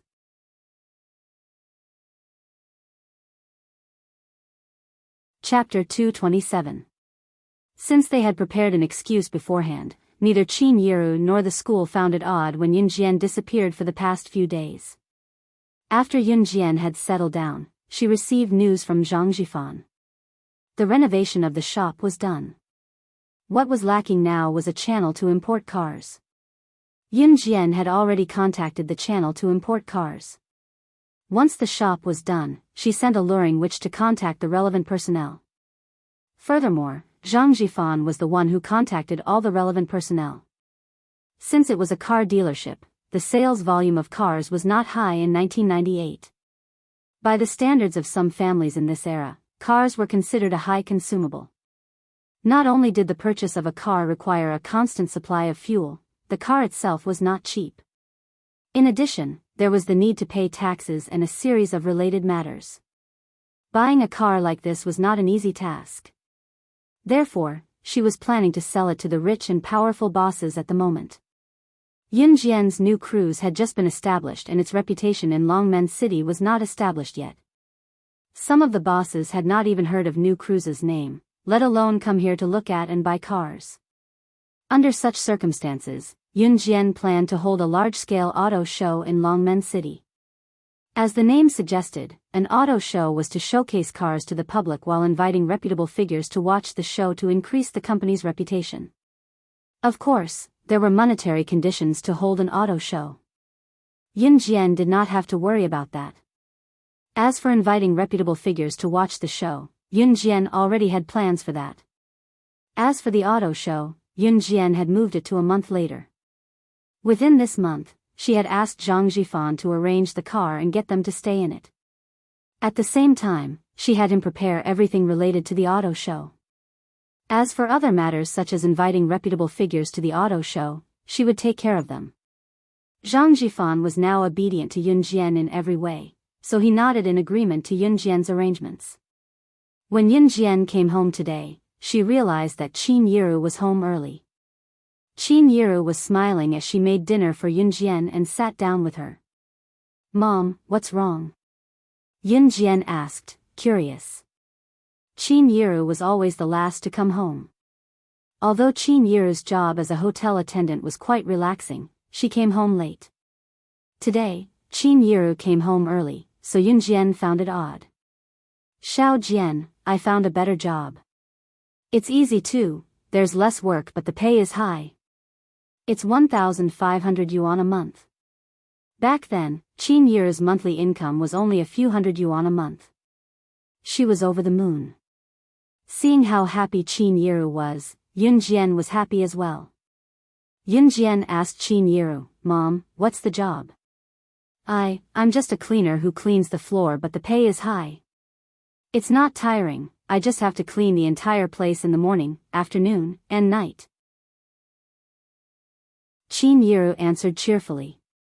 She then continued, the place I'm working at is the newly established new cruise in our city. It's a company that sells cars. The boss is doing really well with his business. I heard that he spent more than 10 million yuan to buy this shop. Chapter 228. When she heard from Qin Yiru that her mother was working at New Cruise, Yun Jian's eyelids twitched. Her mother's workplace had become her own company. Yun Jian was taken aback by this as well. It was a good thing though. At least Qin Yiru was working at her company. It would be convenient for her to give Qin Yiru subsidies in the future. It was legitimate. At the same time, Yun Jian was thinking if she should tell Zhang Jifan the next time she saw him to give the cleaning lady a raise. Xiao Jian, are you listening to me? Qin Yiru waved her hand a few times in front of Yun Jian when she saw that Yun Jian was distracted. I'm listening, Mom, Yun Jian answered with a smile at Qin Yiru with squinted eyes. Qin Yiru nodded and continued with her thoughts. Xiao Jian, I just think that we've been bothering your Auntie Dong for too long. I feel bad about it. I've saved some money these days and want to rent a place. Let's move out of here first. When I've saved enough money in the future, I'll come back and visit your Auntie Dong properly, Qin Yiru said. Yun Jian understood Qin Yiru right away. Qin Yiru thought that they had been bothering her for too long. It was someone else's house after all, so it was not appropriate. Mom, I'm fine with it. I'll listen to you, Yun Jian said. She really was fine with it.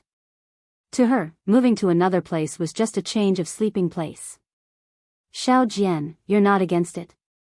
Qin Yiru was surprised. After all, moving out of the villa meant that their living environment would be much worse than it was now. Qin Yiru was thinking that if Yun Jian did not want to move to a worse environment, she would not move out first. After some time, when he had enough money on hand, he would rent a decent place to rent before moving out. I'll leave it to you, Yun Jian said with a nod. Okay, then tomorrow morning when your Auntie Dong is here, let's talk to her about it, Qin Yiru said. Qin Yiru was really grateful to Dong Wuan. When she was at her lowest, it was her old friend who took her family in. However, now that she had money on hand, she felt that she had disturbed him for too long and should move out. That was all. After all, everyone had a family. Although they were childhood best friends, they were now married. Although Dong Ruan's husband had passed away, she felt that it was inappropriate for her to disturb them for too long. The next day, Dong Ruan rested at home. When Qin Yiru mentioned this to Dong Ruan refused at first. But later, for some reason, he was convinced. At the same time, Dong Ruan also took a few days off to find the most comfortable rental apartment for Qin Yiru. Qin Yiru wanted to look for it herself, but she could not resist her best friend's enthusiasm in the end. Soon, a rental apartment was found. Early in the morning, Qin Yiru brought Yun Jian to move out with bags of various sizes. Yun Jian did not have a lot of things. She only had a backpack and there were not many things in it. Xiao Jian, is everything ready? Qin Yiru asked Yun Jian with bags of various sizes. Dong Wuan had also taken a day off to help Qin Yiru move things. She looked at Yun Jian as well. Everything's ready, Yun Jian answered with a nod. Let's go then, Qin Yiru said and pushed the bags out the door. Screech, there was the sound of a car braking and the door was opened. Ce had just returned from the door when he saw Yun Jian and Qin Yiru walking out with bags of various sizes. He asked with a frown, what are you guys doing? Yeah, Yi's back. Auntie, I've been bothering you all these days. I'm moving out today. Come, Xiao Jian, say goodbye to Ai, Qin Yiru told Ce. She had been addressing Ce in an affectionate tone like an elder these days, and it was tacitly acknowledged. When Ce heard Qin Yiru's explanation, his brows furrowed and he was already in front of Yunjian, his tall frame looming over her.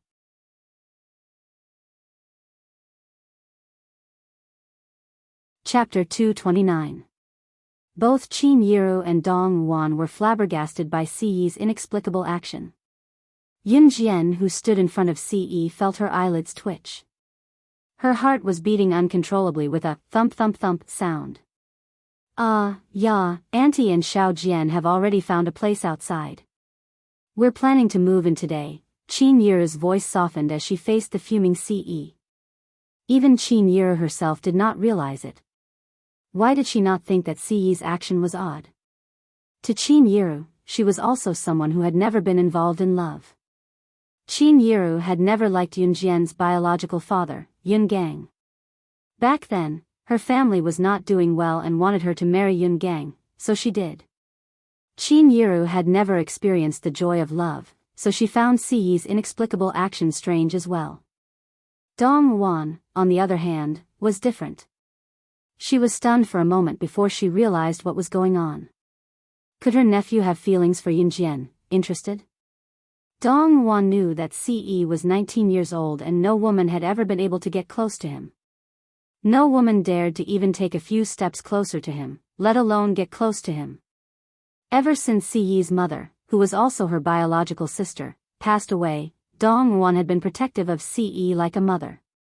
It was because Ce was a child without a mother since he was young, so Dong Wuan had to take care of him.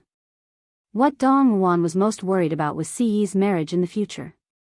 Her nephew was proficient in everything, and his appearance was so handsome that it was indescribable. It was just that he had never been enlightened when it came to relationships. Therefore, Dong Ruan's heart skipped a beat when she saw the scene.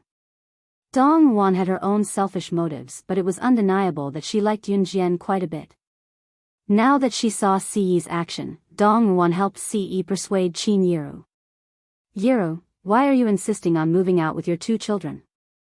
Stay. Look, even my nephew can't bear for you guys to leave. As she spoke, Dong Wuan held Qin Yiru's hand and patted it.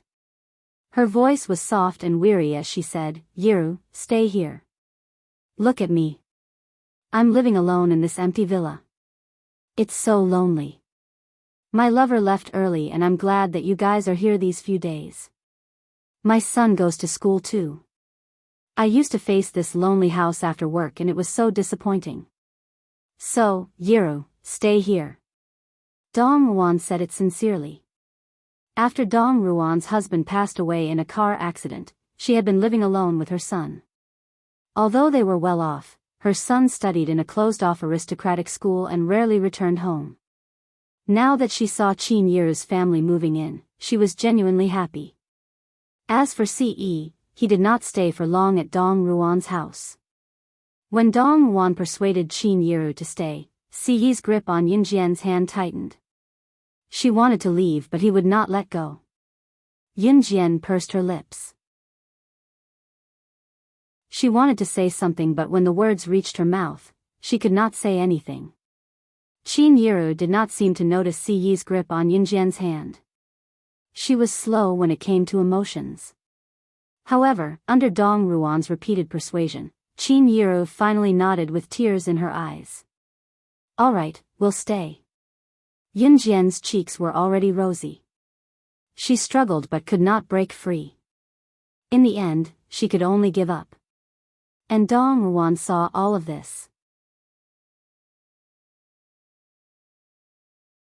Chapter 230. The moment Ce heard Qin Yiru say that they would be staying, his handsome lips curled into a charming smile without anyone noticing. She was not leaving. Then, he would be able to see her for as long as he stayed here, excluding the few days when Yunjian stayed in school. How nice. From then on, Ce would only go out to handle some necessary matters during the 5 days when Yunjian stayed in school. On the weekends when Yun Jian came back from school, she would be able to see him every day. She was extremely surprised by this. Of course, this was all in the future. By the time Dong Won helped Qin Yiru move everything back to every corner of the villa, it was already 4:30 p.m. Dong Won glanced at Yun Jian and Ce before saying to Qin Yiru, "Yiru, I don't have to go to work today. Since we're all here, I'll be the host tonight. Let's go to a restaurant together." Dong Won was afraid that Qin Yiru would reject her.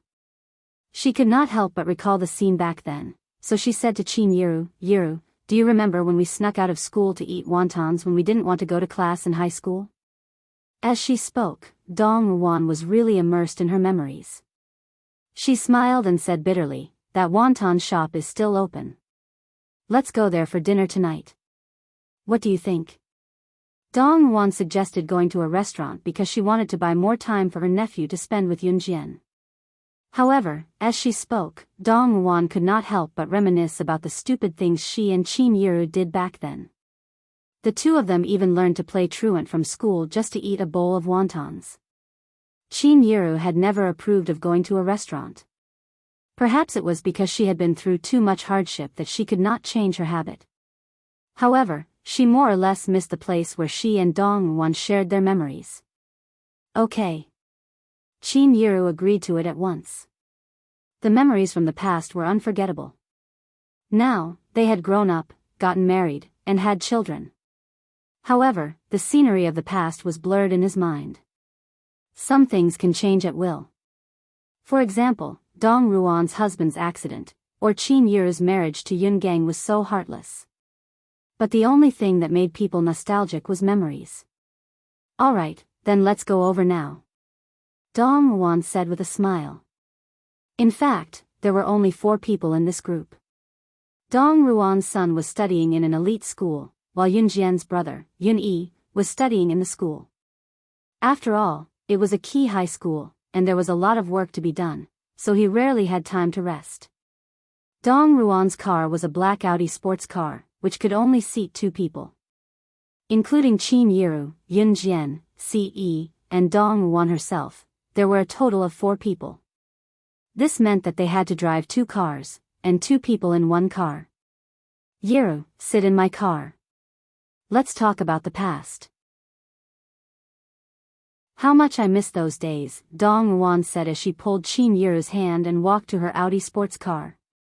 At the same time, she did not forget to reassure Qin Yiru and not to worry about Yun Jian.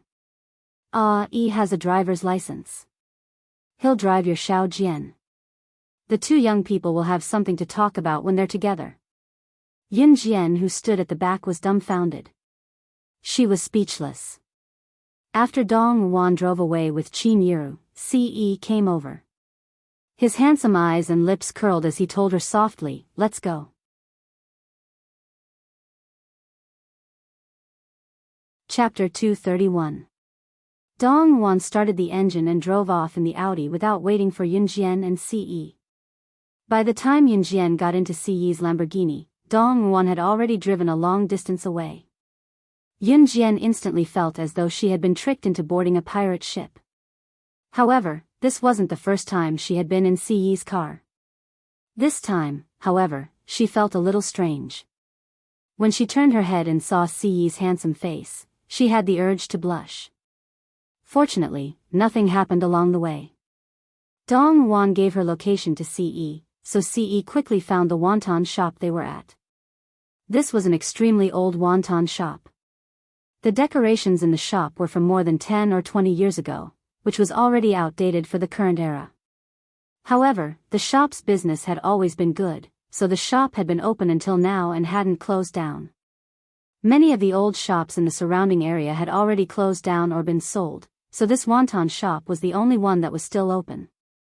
Above the door of the wonton shop, there were a few words written in block letters, "Sue's Little Wonton."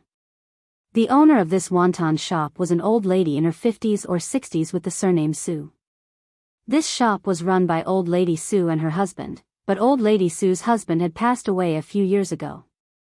When Ce stopped the car and walked into the shop with Yun Jian, Qin Yiru and Dong Won were catching up with Old Lady Sue.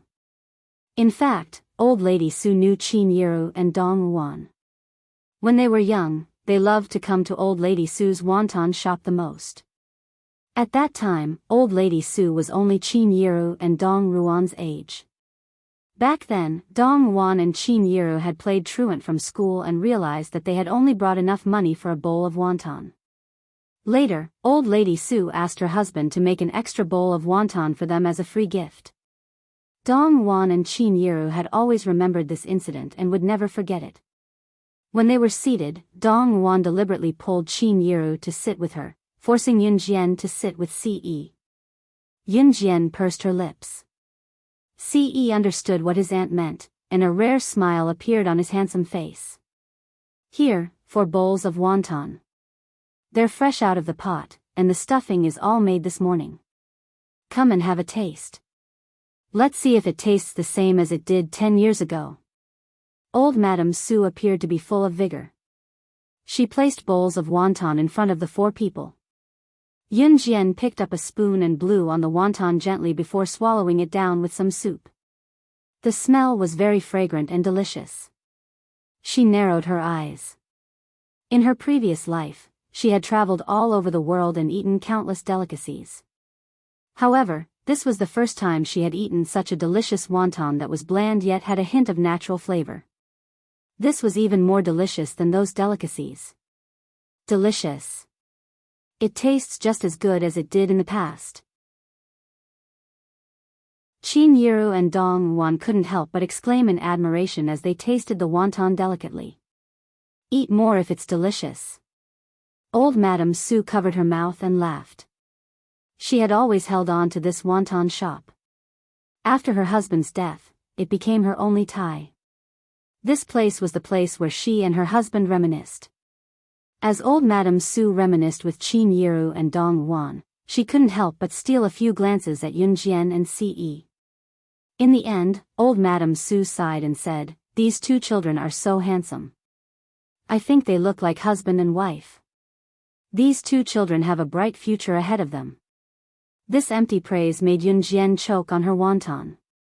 She coughed a few times. "Are you okay?" Ce threw away the spoon in his hand and gently patted Yun Jian's back.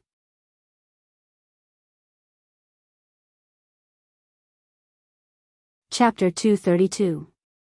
Old Madame Su chuckled and looked at Ce like she had been there before, mumbling to herself, "Hey, Ce, you're right.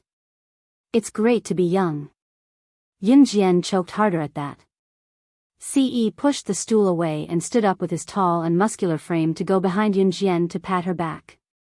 "Where do you feel uncomfortable? Eat slowly. Don't choke."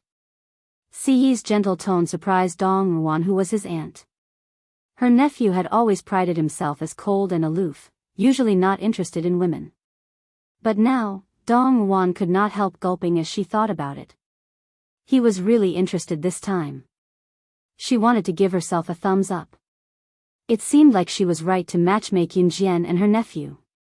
No matter how clueless Qin Yiru was about love, she should have noticed it by now. In spite of it, Qin Yiru was concerned about Yun Jian and did not notice anything else. She stood up quickly and asked Yun Jian frantically, "Xiao Jian, how are you? You didn't choke, did you? Don't rush to eat the wontons. Slow down. Eat slowly." As she spoke, Qin Yiru wanted to help Ce pat Yun Jian's back. "Yiru's fine. It's normal for her to choke. Let my A-E do it. He's good at this. Let him pat her and she'll be done in no time." Dong Wuan pulled Qin Yiru and stood aside with a chuckle, covering her mouth. Qin Yiru, on the other hand, was completely relieved, thinking that Ce had learned some sort of massage. Yun Jian recovered quickly, her cheeks flushed. Ce's hand had slid up and down her back just now. She could even feel his hand touching her skin and brushing past the strap of her bra. The part of her body that had never been touched before was tingling. Yun Jian waved her hands quickly. "I'm fine. I just choked accidentally. I'm fine now." Ce wore a charming smile. Old Madame Su was full of praise when she saw it. She was probably talking about Yunjian and Ce together. Qin Yiru was amused by her words. In spite of it, Qin Yiru did not think otherwise. To her, Ce was excellent, be it his family background, character, or looks. Her Xiao Jian was excellent in her heart too, but her family background was not good enough for someone like Ce. Otherwise, Qin Yiru would be more than willing to treat Ce as her son-in-law. Yunjian was still young, but from Qin Yiru's point of view, 15 years old was the age to talk about marriage in a few years in the countryside. After they were done with the wontons, Dong Wan dragged Qin Yiru to walk around the street they used to frequent when they were younger.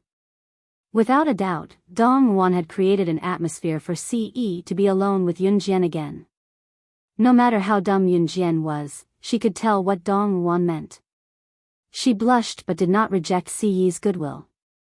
She could feel that she was getting along with him and she did not dislike it. However, she did not know how to feel more deeply about it. Yunjian and Ce walked along a bustling street. Both of them were walking side by side. On the other hand, Ce, who stood beside Yunjian, had his hands in his pockets with a smirk, looking happy. Both of them walked around aimlessly. The street was downtown, so there were many people coming and going. Suddenly, a lively figure flashed past Yunjian's eyes. She was stunned when she saw who it was. The other party was taken aback as well. Wow! My Yunjian, what a coincidence to run into you here. The person was none other than Chu Ning. Chu Ning was a year older than Yunjian and was currently in her first year of high school.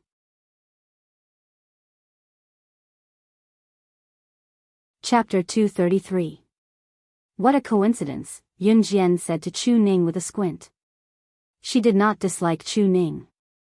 In fact, she quite liked the girl's personality. Chu Ning had a lively personality and was usually carefree. Sometimes, she even gave people the impression that she was careless. However, when it came to serious matters, she would definitely rein in her unruly personality. After spending some time together, Chu Ning had changed from calling Yunjian's name directly to calling her Yunjian, or Yunjian, intimately. However, it was undeniable that the addition of the word son did indeed make people feel that the relationship between the two of them was much more intimate. Wow! Chu Ning, is this handsome guy your friend too? While Yunjian and Chu Ning were greeting each other, a girl who came with Chu Ning led the group of people closer to them. The girl stared at Ce in a daze, looking like she was smitten. No, he's from Yunjian's family. Chu Ning glared at the girl, seemingly unfriendly toward her. The girl was actually Chu Ning's buddy's girlfriend, Xiao Gizi. Chu Ning was quite manly to begin with. Even though she was a girl and looked sweet and lovely on the outside, she was still rather manly. However, Chu Ning had played with a bunch of boys since she was young and addressed them as her buddies. This group of buddies didn't treat her as a girl either. They usually played together and were very happy. Chu Ning was also a carefree person. Even though she was a girl, she was the most skilled in martial arts among her group of buddies. That was why Chu Ning caught Gu Yunjian's attention and was selected to be a candidate for the advanced special forces. Today, Chu Ning was out on the streets with a group of her close friends. As for the other girls present, they were the girlfriends of Chu Ning's buddies. Xiao Gizi was Chu Ning's best buddy's girlfriend. Seeing Xiao Gizi asking about the handsome Ce in front of her buddies, Chu Ning was naturally upset. She felt indignant for her buddy. How could he find such a flirtatious girlfriend? That was why she didn't treat Xiao Gizi nicely. Therefore, when Chu Ning said that Ce belonged to Yunjian's family, it was a warning to Xiao Gizi that Ce belonged to her friend and that he was already taken. Oh. Xiao Gizi agreed and stood to the side, but her eyes were still fixed on Ce. Initially, she thought that her current boyfriend was handsome. However, she regretted it when she saw Ce. It turned out that a truly handsome man was not like her current boyfriend. Xiao Gizi's boyfriend, who was also Chu Ning's best friend, was called Meng Xiao. Meng Xiao didn't notice that his girlfriend, Xiao Gizi, was acting differently at this time. On the contrary, Meng Xiao was an enthusiastic person. He invited Yunjian and Ce enthusiastically. Since everyone knows each other, why don't we walk together? We're on the same side anyway. Once Meng Xiao said that, Chu Ning nodded vigorously and told Yunjian, yeah, Yunjian, let's walk together, okay? Chu Ning even stuck her tongue out and winked at Yunjian. Yunjian nodded under Chu Ning's hopeful gaze and smiled before turning to Ce. Why don't you go back first? I'll go out for a walk. Old Madame Sue's words kept replaying in her mind the entire way. Her cheeks were flushed pink, making her look irresistible. This caused her to blush whenever she saw Ce, so she wanted him to go back first.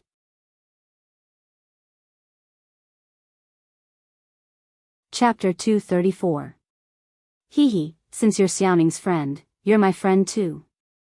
Just bring your boyfriend along. You don't have to be shy. Meng Xiao looked at Yunjian and said to Yunjian with a knowing look. This was because Chu Ning had told Xiao Gizi that Ce belonged to Yunjian's family. This sentence made Meng Xiao immediately think that Yunjian and Ce were a couple. After hearing Meng Xiao's words, Yunjian's rosy cheeks became even redder. However, her facial expression did not change much. He's not my boyfriend, Yunjian clarified. Ce's smile relaxed a little, but he was not angry. Instead, he looked at everyone with his handsome side profile. He continued Yunjian's words, indeed, he's not now. But he'll be soon. Ce's words were very straightforward. It was hard to imagine that someone like him would say such ambiguous words. However, when these words came out of Ce's mouth, it was as simple as asking, have you eaten today? Yunjian's eyelids twitched violently. She did not expect Ce to really say it out loud. Previously, she had seen Ce's actions towards her, but he had never said anything about it. His words just now really gave her a shock. Yunjian did not know that Ce had never been in contact with women. Ever since he was young, he had always hated women. Once he fell in love, it would never change for the rest of his life. Moreover, once he found out about his feelings, he would definitely not hide. It was precisely because of this that Ce dared to say it out loud and do it in front of everyone. Chu Ning took a deep breath and was the first to step forward to ease the awkward atmosphere. Alright, let's hurry and go. Before the sun sets, let's take a walk around. Saying that, Chu Ning put an arm around Yunjian's shoulder and led the way. At this moment, Xiao Gizi, who was walking at the back, took a few glances at the tall and handsome Ce who was walking beside Yunjian, then at her boyfriend, Meng Xiao. She suddenly felt that Meng Xiao was even less outstanding. Why? Xiao Gizi dug her fingernails into the flesh of her palms. Why can't I be the first person to meet such a handsome man? In 2 days' time for Yunjian and the rest to go on a mission. Gu Junjian had specifically instructed that they were not allowed to touch many things when they went on a mission 2 days later. Therefore, Chu Ning dragged Yunjian around as a way to have some fun before they went on a mission. At this moment, the sky was already dark and the neon lights on the streets were lit up. It's getting dark and it's quite boring to walk around here. I have a good idea. There's going to be a motorcycle race on the mountain road today. There are some big shots that we don't usually see. I heard that there are a few international motorcycle racers. Do you want to go and take a look? After strolling around the streets, they didn't see anything new. Just as everyone was about to say goodbye and go home, a boy with a righteous face stood up and boasted. Are you serious? Is this news accurate? Immediately, another guy chimed in. In fact, other than Chu Ning, the other girls were the girlfriends of Chu Ning's friends. In front of their girlfriends, this group of guys naturally wanted to show their most heroic and knowledgeable side.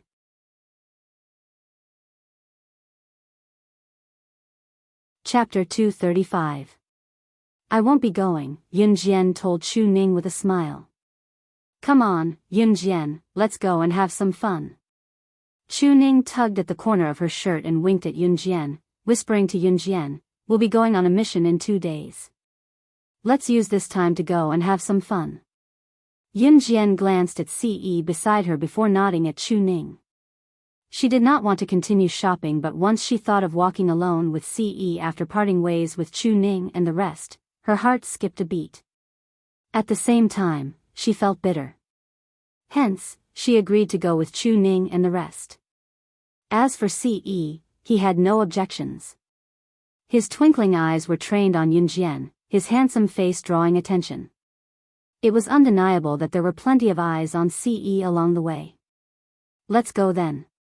Chu Ning held Yun Jian's hand like they were close friends and strutted ahead. Mountain Winding Road was situated on a mountain not far away. As the name suggested, the mountain was called Mountain Winding and the road was called Mountain Winding Road for short. At the same time, this road was built halfway up Pan Mountain. Some of Longmen City's rich kids, noble families, and big bosses liked to play exciting games. Like racing, motorcycle racing, and so on. Usually, these exciting games were played on this road in Pan Shan. Hence, there was another name for the road, Life and Death Road. Yun Jian and the rest walked there. The night breeze was chilly.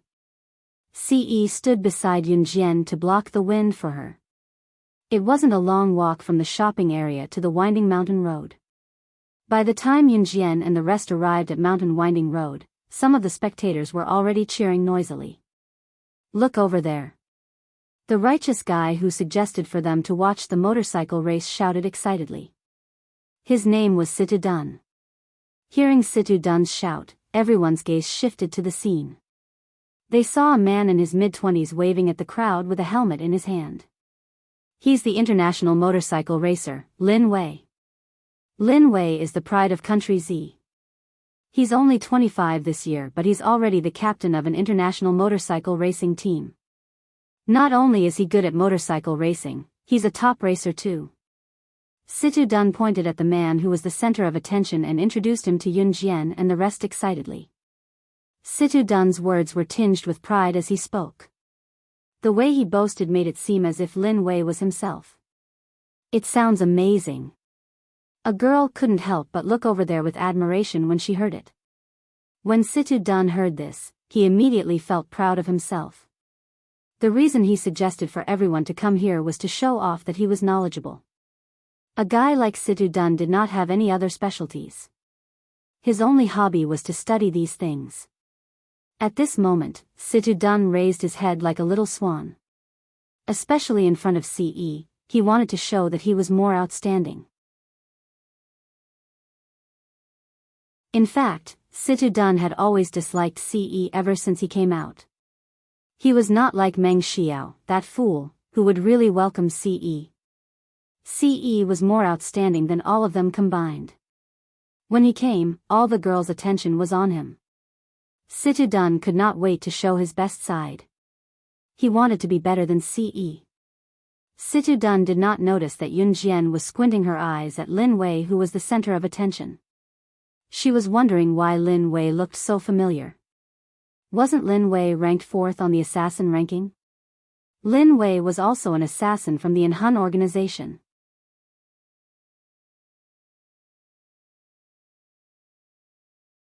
Chapter 236. She turned her head and saw Ce pursing his lips slightly. He felt Yun Jian's gaze and turned to face her. His gentle voice made Yun Jian's heart skip a beat. What's wrong? His magnetic and mellow voice was pleasant to the ears. Nothing. Yun Jian was like a student who was caught red-handed by the teacher. She turned her head and faced Ce from the side. Her cheeks flushed red in the next moment. She already knew that Ce was the leader of an Hun organization. That meant that Lin Wei was undoubtedly his subordinate. Yun Jian knew Lin Wei as well. The reason why she could recognize Lin Wei at first glance was that when she was slaying God in her past life, Lin Wei was her superior who trained her in an Hun organization. Lin Wei was decisive and ruthless when it came to killing. In her previous life, it was under Lin Wei's training that she developed her abilities. Perhaps others did not know that Lin Wei was just an ordinary person on the surface. He was an international motorcycle racer. However, he was secretly the 4th assassin on the international assassin chart. Perhaps others did not know, but Yun Jian knew very well. There were 4 leaders in an Han organization. The 4 of them were Shuang, Adam, and Mo's senator, and the last person of the 4 was Lin Wei. Lin Wei was also one of the 4 leaders in an Han organization. At the same time, Lin Wei was the most mysterious of the 4 leaders. Even Yun Jian had to investigate for a long time before she found out that Lin Wei was one of the 4 leaders in an Han organization. Yun Jian could not deny that Lin Wei was only ranked 4th on the assassin chart. She was personally trained by Lin Wei. Although she had surpassed Lin Wei in her previous life, she knew Lin Wei's abilities well. This seemingly harmless man was actually ranked 2nd on the assassin chart. At this moment, she finally understood that Lin Wei was CE's subordinate. It's starting, the motorcycle race is starting. Situ Dun suddenly pointed at the set excitedly. He interrupted everyone's thoughts and made everyone look at the set. Yun Jian also looked over, only to see that the burly and strong Lin Wei had already put on his helmet and sat on his motorcycle with one foot on the ground. With the referee's gunshot, the motorcycle rushed out like an arrow. The atmosphere at the scene reached its climax. Situ Dun followed the crowd and shouted, "Lin Wei, come on. Lin Wei will win." His voice was so loud as if he was afraid that others wouldn't know that he was Lin Wei's fan. The result was naturally indisputable, and Lin Wei won. Yun Jian was not surprised at all by this result. After all, she was taught by Lin Wei, so she naturally knew what Lin Wei was capable of. A long time after Lin Wei reached the finish line, the motorcyclists finally caught up and reached the finish line one after another. "Ah, my motorcycle is out of control. Help." At this moment, a black motorcycle rushed out from the circular road and rushed into the boiling crowd. For a moment, the crowd screamed and couldn't dodge in time. Some were even knocked to the side and were sent flying. The motorcycle continued to move forward and finally rushed straight towards the crowd where Yun Jian and the others were. "Ah!" Xiao Gizi was so scared that her face turned pale, and she was the first to scream. Chu Ning's face also turned pale. Although she had been practicing her skills, the motorcycle was very fast, and with the added wind, it was very strong. She didn't have the strength to resist at all. Yun Jian narrowed her eyes. Just as she was about to make a move, a tall figure flashed past her. By the time everyone turned around, the motorcycle had already been kicked to the ground by the tall figure who had flashed out. All the resistance and inertia of the motorcycle suddenly stopped. When the crowd came to their senses, they were extremely shocked. It was CE. Yun Jian was taken aback as well. She knew that CE was good, but she didn't expect him to be so fast.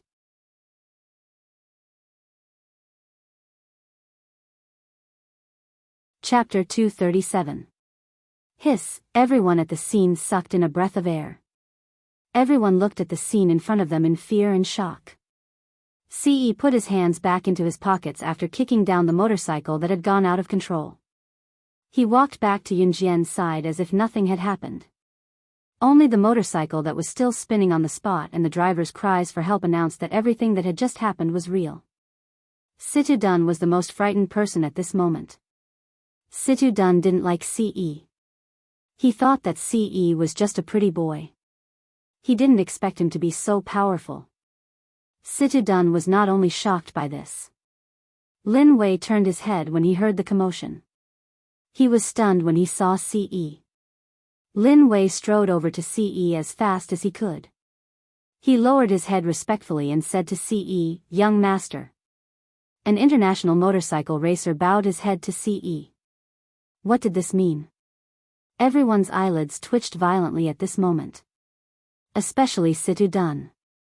One had to know that Situ Dun had bragged in front of everyone just now because he seemed to know something about Lin Wei. Now, Lin Wei had run over to CE respectfully. Whenever Situ Dun recalled what he had done, he felt as if he had shot himself in the foot with a brick. He wanted to cry but had no tears. Yes.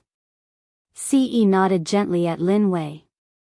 He glanced at the motorcycle that had gone out of control and said to Lin Wei, "You know how to deal with this."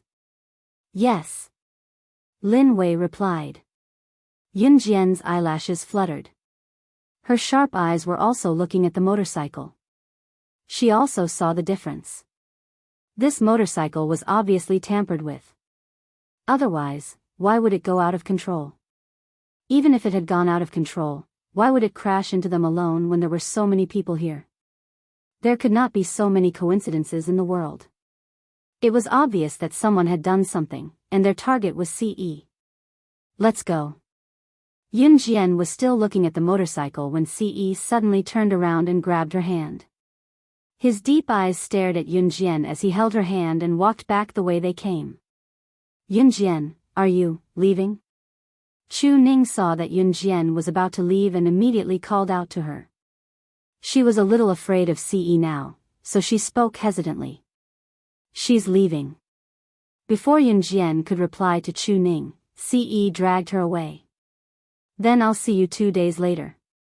Chu Ning swallowed a mouthful of saliva. The thought of CE's ferocious glare made her a little scared, but she still greeted Yun Jian. Okay. Yun Jian nodded as she was dragged away by CE. On the way down the mountain, it was dark all around and there were no street lights. Did someone try to assassinate you just now? Yun Jian asked. She already knew that someone had tried to assassinate him. Yeah. CE said with a nasal voice. Just as CE finished speaking, his deep and sharp eyes flashed. Yun Jian also realized that something was wrong. Someone was coming. Just as Yun Jian narrowed her eyes and was about to make a move, CE wrapped his arm around her waist and rolled her into a thick bush at the foot of the mountain at lightning speed. Yun Jian felt dizzy. Then, she saw CE's enlarged handsome face above her. If there was anyone here, they would definitely be able to see the two of them hiding amidst the thick and tall grass in an ambiguous position. Yun Jian was about to push CE away when she heard a flurry of footsteps. She immediately stopped moving. Someone was coming. Of course, it was the group of people who wanted to assassinate CE. If it weren't for Yun Jian and CE's sensitive ears, they wouldn't have been able to hear the sound. CE was on top of Yun Jian. His breathing gradually quickened. The milky scent of a young girl wafted into his nose. Yun Jian's rosy lips were right in front of him. It was as tempting as a delicious pastry. At this moment, the footsteps were getting closer.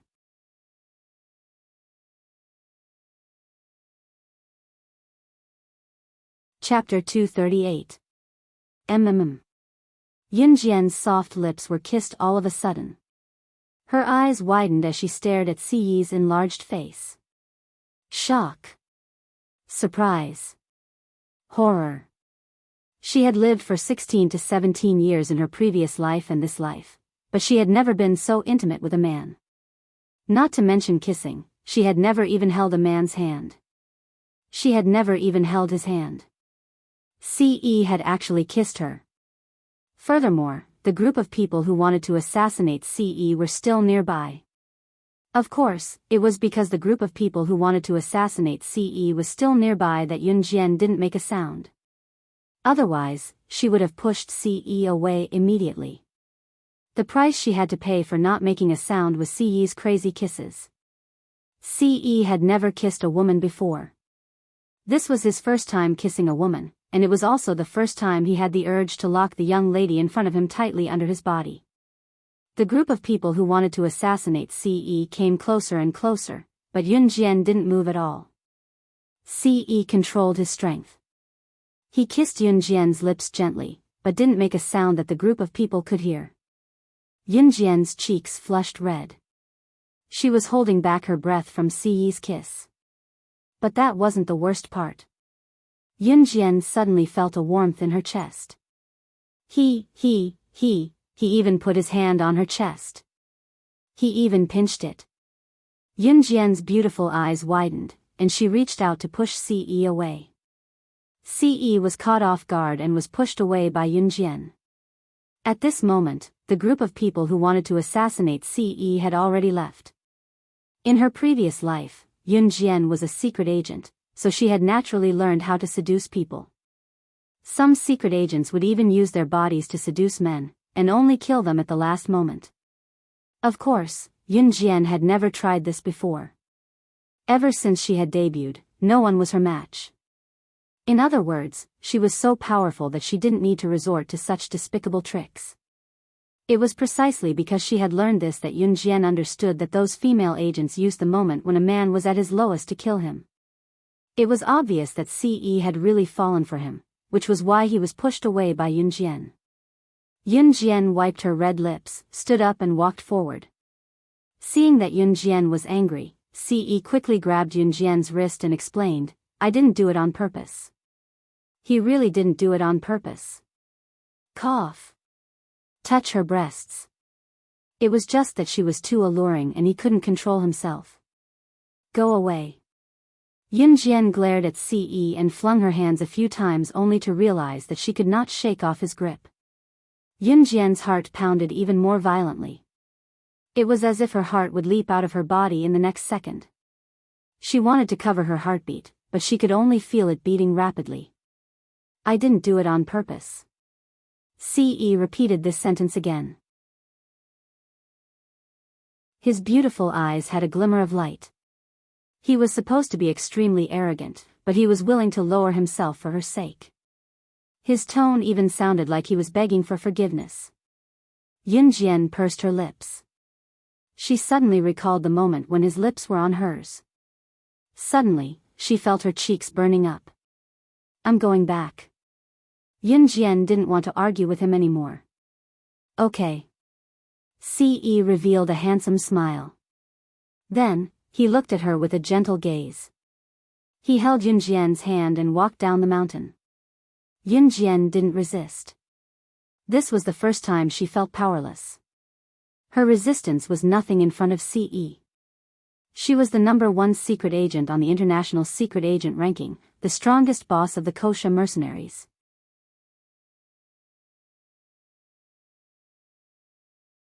Chapter 239. By the time Yun Jian and Ce returned to the villa, Dong Wan and Qin Yiru had already gone home.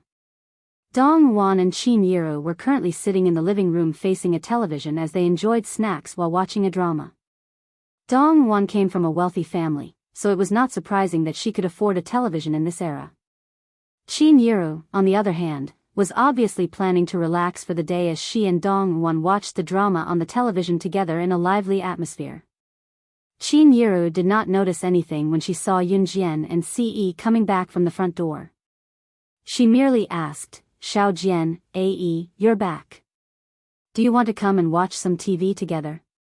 Dong Wan saw Yun Jian and Ce coming in one after another and Yun Jian's cheeks blushing for some reason. She knew that her nephew must have done something terrible.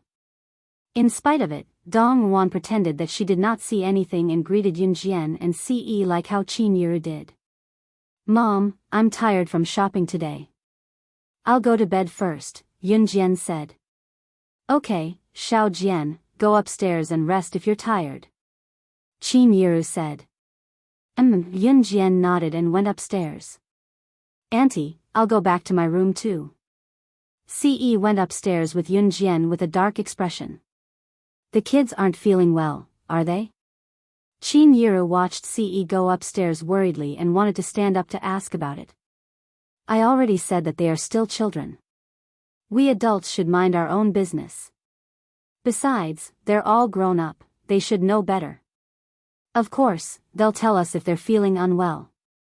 Dong Wan stopped Qin Yiru and said with a smile. Qin Yiru was relieved to hear that and calmed down to continue watching the television. Second floor. As soon as Yun Jian went upstairs, Ce followed closely behind.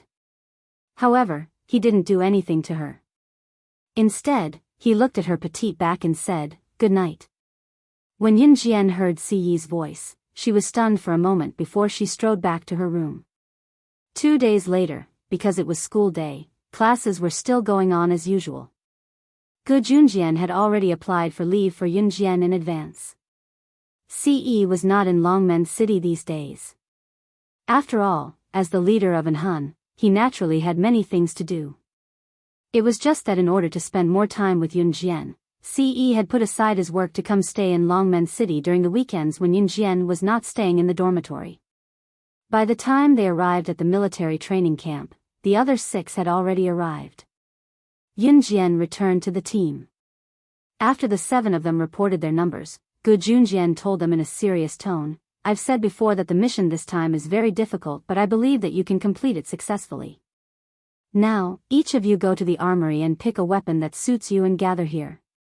Remember, you can only pick one weapon."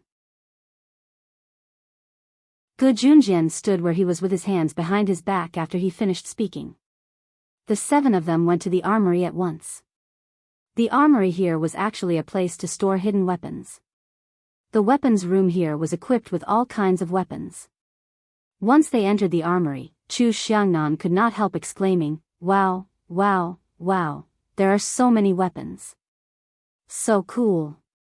Hurry up and pick a weapon that suits you and gather outside." Lu Shiyun was much calmer as he picked up a pistol and walked out. "Yunjian, what weapon do you plan to pick?"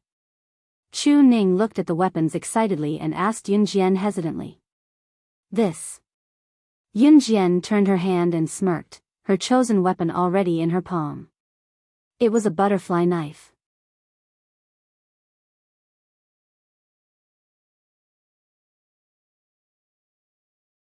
Chapter 240.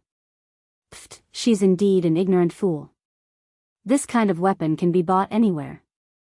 What's the use of it? Jiang Weiwei was very upset that Yunjian had taken the first place in the cross-country race. She could not help but laugh when she saw that Yunjian was only holding a butterfly knife. What does it have to do with you what kind of weapon my Yunjian is using? Jiang Weiwei, you should mind your own business. Chu Ning was the first to speak up for Yunjian when she heard that. Jiang Weiwei's eyes turned fierce. She had looked down on them from the beginning, especially the newcomer Yunjian. However, this newcomer whom she looked down on actually surpassed her in the cross-country race last time. But so what? She was good at running, but that did not mean that she was good at everything else. Moreover, Jiang Weiwei was born into a military family. She had been training since she was young. Perhaps she had lost to Yunjian in running. However, that was not necessarily the case in other aspects. It was undeniable that Jiang Weiwei was a competitive person. Chu Ning and Jiang Weiwei looked at each other and did not say anything else. Both of them ignored each other. Yunjian did not hold it against Jiang Weiwei either. Soon, the group of people chose their weapons and left the armory. Of course, other than Yunjian, the rest of them chose firearms and other weapons. Most of them chose handguns. Gu Junjian stood outside and watched as the few of them returned to the team after choosing their weapons. He glanced at the weapons in their hands and paused when he saw the butterfly knife in Yunjian's hand. Other than Yunjian, the rest of them chose handguns or other weapons with high damage. Yunjian was the only one who could wield a weapon like the butterfly knife that required one's ability to wield it. Reporting, "We have chosen our weapons." As the team leader, Lu Shiyun did a head count and reported to Gu Junjian. "Okay." Gu Junjian nodded. Then, he began to announce the mission Yunjian and the rest were about to carry out. "Your mission location is in Country X's H province. There are 2 underworld forces in Country X, and they will soon conduct an arms trade, and your goal this time is to seize the arms. Remember, even if you can't take the firearms away, you have to make sure they don't complete the deal. As for the time and place where these 2 forces traded arms, we only have a rough idea. You'll have to go to Country X and investigate it in detail. Later, I will send a car to send you to Country X's H province. Remember, during the mission, you can only use code names." At this point, Gu Yunjian's tone was absolutely solemn. Also, Country X is an economically backward country. In Country X, the security is not as good as in Country Z. Especially for the underground forces, murder and arson are common. So, be careful. Under the tense and solemn atmosphere of Gu Junjian, everyone felt their hearts tighten. "Yes." The group of people responded. "Then get ready to set off immediately." Gu Junjian said. Country X was actually quite far from Country Z, but it was not separated by the sea. Therefore, as long as they passed the border, they could reach there by car. Gu Junjian sent someone to send them to Country X. The car drove for about a day and a night before they arrived. The person who sent Yunjian and the rest overtook Yunjian and the rest to H province and left.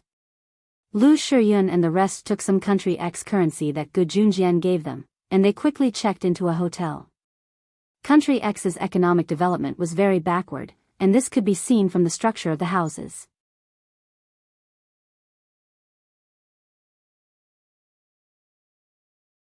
Chapter 241. It was nighttime and the sky was completely dark. Yunjian's group of 7 sat around a round low table that was so old that it looked like it would fall with a push. Captain Lu Shiyun was holding a few sets of information. He distributed them to everyone and scanned them. This set of information is the scope of our target this time, Lu Shiyun said. The rest of them immediately took the information and scanned through it. Yunjian only took a few glances at the piece of paper. These 2 underworld forces were the overlords of Country X. This time, the arms trade between the 2 forces could be considered an especially important matter in Country X. These 2 underworld forces were called the Flying Sky Gang and the Iron Lock Gang. These 2 gangs were one gang. Country X did not have a large population, but these 2 gangs had about 1,000 people.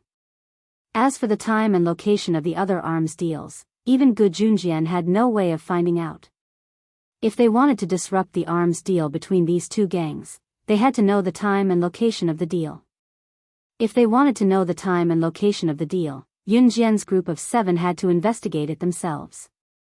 Therefore, this mission was not suitable for the advanced special forces soldiers who often showed up. That was why Gu Junjian had said that they could not let the enemy suspect them at all during this period of time. If they wanted to understand this, they had to infiltrate the Flying Sky Gang and the Iron Lock Gang to investigate the situation. If they were caught and their identities were exposed, then the Flying Sky Gang and the Iron Lock Gang would be able to wantonly kill people in Country X.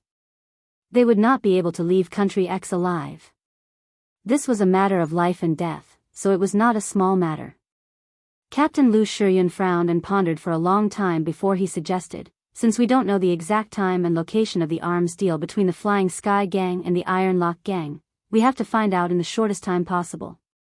Captain, I suggest we go to the Flying Sky Gang and the Iron Lock Gang tonight to find out more, Fang Xiaoran suggested.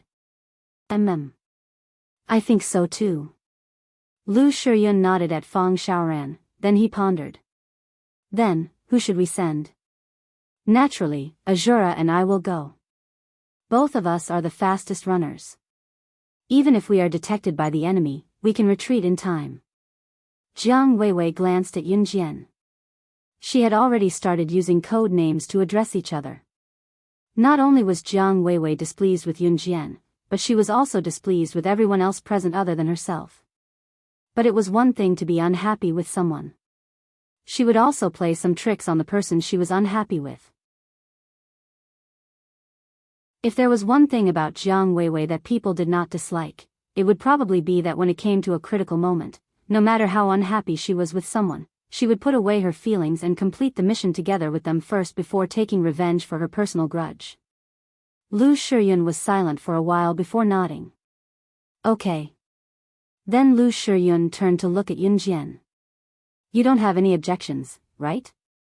I have no objections.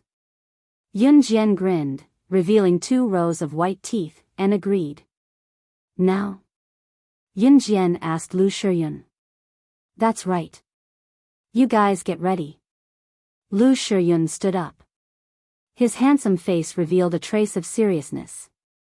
I don't need to prepare. Yunjian smiled. She walked to her backpack, unzipped it, and took out a black bandage. Then she deftly placed the only weapon she had, the butterfly knife, on her waist and tied it tightly with the black bandage. After doing this, she lifted the corner of her shirt and stood up.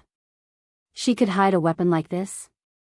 Everyone was stunned and dumbfounded. Especially Jiang Weiwei.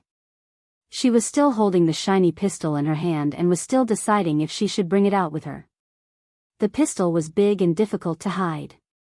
Even if it was hidden on the body, it would be easily discovered. The butterfly knife, however, was different.